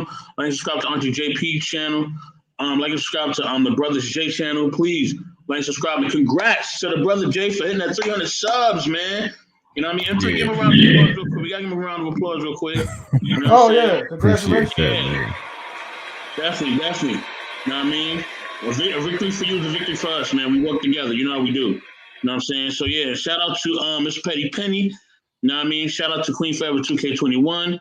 Shout out to everybody who just jumped on and just, really, really had something to say and really made things innovative and fun. But yeah, I got to shout out the team. Hey, Damo, you know what I mean? Got to shout out to the assistant network manager, Damo. I spoke to Damo earlier. She's chilling. She had a long day. She's a little tired. She's doing Christmas shopping tomorrow. But she said hello to everybody. You know what I mean? She said she's going to see us doing the Christmas thing. You know what I mean? She said what up to everybody. You know what I mean? Hey, also, shout out to First Lady Tammy. Tammy, what's going on, girl? You know what I'm saying? Tammy with all the nicknames. We got Trisha Draper, saying different things or whatever to you. But yeah, he said he just looked you up on Instagram. So yeah. Man, these guys are funny, man. So I told you that was gonna happen. I told you. You know what I'm saying? And definitely shout out to the music coordinator, DJ Eddie King. Yes, sir. Yes, sir. DJ King will be dropping, okay? Not just this weekend on Knowledge and Relationships. He's coming for the new year, okay? 2022 will be the year of DJ Eddie King. Yes, sir. Okay? He has something special, really special for y'all for the New Year's. You know what I mean? He's crafting up different things. He's putting different things together. Yes, you know what I mean? He may have some music people on here that y'all don't even y'all won't even expect it, man. You won't even expect it. But we're gonna drop that bomb on you. You know what I'm saying? Real quick. I gotta give a shout out definitely to Jessica. You know what I mean? Shout out to Jessica. Shout out to the Jessica Social Network show. Her and her panel. We truly appreciate you, sister. Thank you for rocking with us. She had an awesome show last Friday. It was incredible. We definitely appreciate you, sis. Chi-Town. Oh, definitely, yes. Sharabia Chicago, thank you. Sharabia Chicago, Brittany B, Sherelle, you know what I mean? Conversations with King, you know what I mean? Darrell Long, you know what I'm saying? Who else? I'm trying not to forget anybody. E-Black TV, gotta shout out E-Black TV as well. Danielle. Shout out to everybody, you know what I mean? Just Kaya, you know what I mean? Shout out to CKQ Podcast, shout out to High Value Nurse. Shout out to everybody, man. Shout out to everybody. Oh, Krista Bloom and Ebony too. Let me not forget her. Shout out to everybody, man. Showing everybody love. If I forgot you, I do apologize. Oh, don't forget about Chef. I mean, oh yeah, shout out to my man Chef Chapino, Chef Vic, 100 Watts, man. Yeah, that's my dude. 100 Watts. You know what I mean? Love that dude, 100 Watts, man. You know what I mean? And shout out to all them brothers over there, man. Shout out to On the Block with Jen. Oh, yeah, I'm really trying to remember all y'all, man. It's a lot of y'all, man. I'm sorry. Shout out to Lapeef Network, you know what I mean? Kay, Lapeef, Willa, all of them over there, Anton. Shout out to them. Much love to them as well. Shout out to everybody, man. Much love to everybody. You know what I mean? And may we all enjoy the holidays and have a great new year. You know what I mean? M3, take it away. Oh, before I go, I am the network manager for Knowledge and Relationships. Catch me at MR if you know, 84. MR if you know, 84 on Instagram. You know what I mean? Definitely. It's MR if you know, 1984. I'm sorry. MR if you know, 1984. Definitely, y'all. We appreciate y'all. M3, take it away. All right. All right. So before I take it away, there's something I want to also advertise as well too. This Sunday, we will be having knowledge in the afternoon with our topic. So definitely feel free to tune into that. We will probably start around like at 12 o'clock. So we'll probably start at 12 p.m. on knowledge in the afternoon. And DJ Eddie, can I ask you one question real quick? Yes. Okay, so in the works of this, right? Me and DJ Eddie King, because I do intros and he does the music and stuff. And so I have the intro and I have the outro. But I want to know, right? Do you think, we could give him a teaser just for the outro? No. They're not okay. No, surprise. No. Okay, all right. Man, we gotta surprise him. That's how they watch the content. We gotta surprise him. Yeah, you gotta surprise him, exactly. You just don't understand. You guys haven't even seen it yet. Man, the intro and outro is so dope, man. I'm telling you, dude. It will. I'm just gonna shut up, man. DJ, is he rapping? You're supposed to surprise him. No. Are you trying to rap on listen, there? No. I do rap though, but it's not on there. It's not on there. No. You know what? Just tell her it's none of her business. She gotta go check it out. God. All right. But look, Luna Love, you would like me as a rapper. I'm telling you, you haven't heard me yet. Mm-hmm. You probably heard me playing around, but that's just goofy. Remember, stuff, I heard you and Reese in the room trying to do something. No. That's not me. That's not me. Hold on. No. Let me explain this to Luna Love. Luna Love, listen, I'm telling you that's not me. That's just me goofing off. That's not the real way how I rap. I promise you. I promise you that is not me. That's just me I'm just goofing saying, off. if it was anything like that, then No way. Trust me. Okay. I won't let you down. Trust me. Okay, because y'all asked me before, and I told y'all shouldn't have when y'all did it. So. Oh my God! Yo, Luann, boy, I tell you, man. Can we just all have fun? You're gonna be surprised though when you really hear me. You'll be surprised. Trust me. Yeah. I'm waiting. M3 hasn't even heard my real voice. He heard me. That was just like years ago though. Years ago. Mm-hmm. But wait till you see this one. I'm gonna drop this. I should drop a song tonight, man, on my YouTube. Yes, sir. Mm-hmm. All right. But go ahead. Well, everyone, right? Thank you for tuning in to Knowledge and Relationships on YouTube. And thank you for tuning in to our M3 TV news, the streams that always and forever will give you the best news. And so before anybody checks out and checks back into the next live streams, make sure you do the most important thing. And that's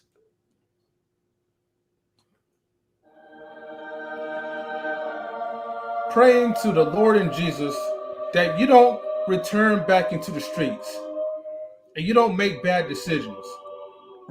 So that way you can always get your minds right forevermore. Anyways, thank you everybody for tuning in, and we're out. Peace. Let's say get off the phone. I know you're texting Rodney. Yeah, exactly. Get off the phone. What are you doing? What are you doing? I'm just playing. I'm playing with you.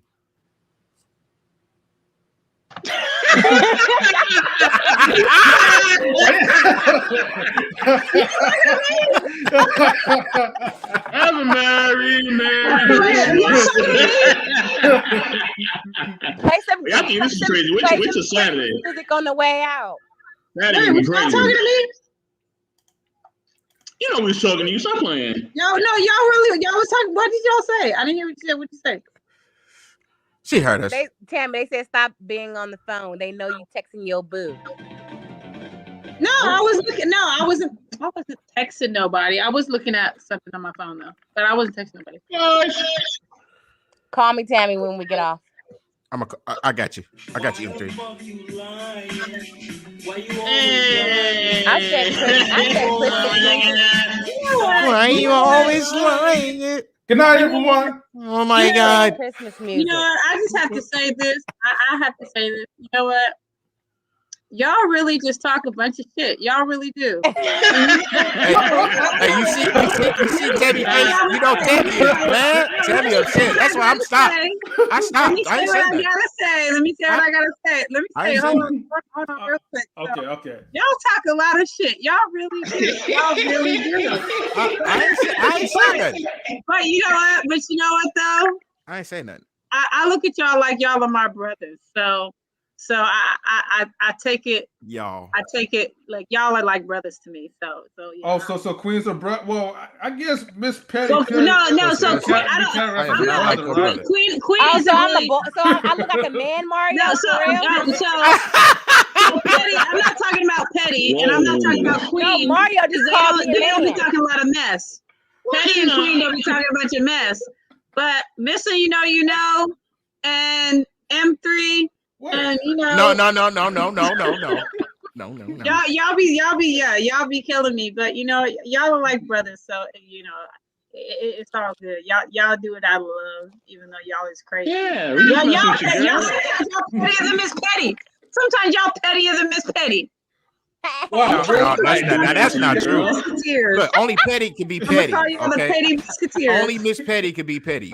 Yes. That is her right there. Petty as this petty. In a good way. In a good way, Miss Petty. In a good way. Gave Asian people like pennies and stuff. That's probably when they had the Asian hate law or bill. No, it didn't come out after that. It came out before that. I mean, I did that before that. I mean, Black people get the same kind of hate. So Asian hate, Black hate. I don't really care about Asian hate. She hates everybody. What in the? Well, anyways, I care about everybody. I care about everybody. I don't. Almost everybody. Almost everybody. The views of Miss Petty Penny is her views and her views. Everybody's lives matter, please. Her hate does not discriminate. Her hate does not discriminate. My hate, and y'all should know it. Okay, I talk about Black, fat, white, and skinny. Okay, orange and brown. I talk about it all. And aliens. Mm-hmm. I do. But do you talk about purple and blue? Nope. Well, those are my two favorite colors. Do you talk about Miss Petty? I do talk about my ass. I sure do. I could be the craziest person sometimes. Yes. Yeah, I'm my biggest critic. So yes, I talk about myself all the time. Yeah, I gotta watch Miss Petty though. I'm telling y'all right now. She's listen. Okay, I see those crazy people out there. They be trying to talk crazy to Miss Petty. But look, this is the internet. Okay, now if you stand in front of Miss Petty talking like that, trust me, it's a different story. Okay, she probably wouldn't even let you get one word out. Probably smack you upside your head. No, not no more. Don't believe that. Don't believe that. No, Miss Petty is a born again Christian. Now, remember the word Miss Petty, okay? Y'all better remember that word, Miss Petty. One day when we're off the live and we're not on, I will tell you the last time that I acted a real big fool, and I really felt really bad afterwards. So I told myself then I won't do that. I can't allow someone to make me that upset, because I was so upset by the lady that she made me act out of, well, it wasn't really out of character, but it was out of character for me to do something that drastic.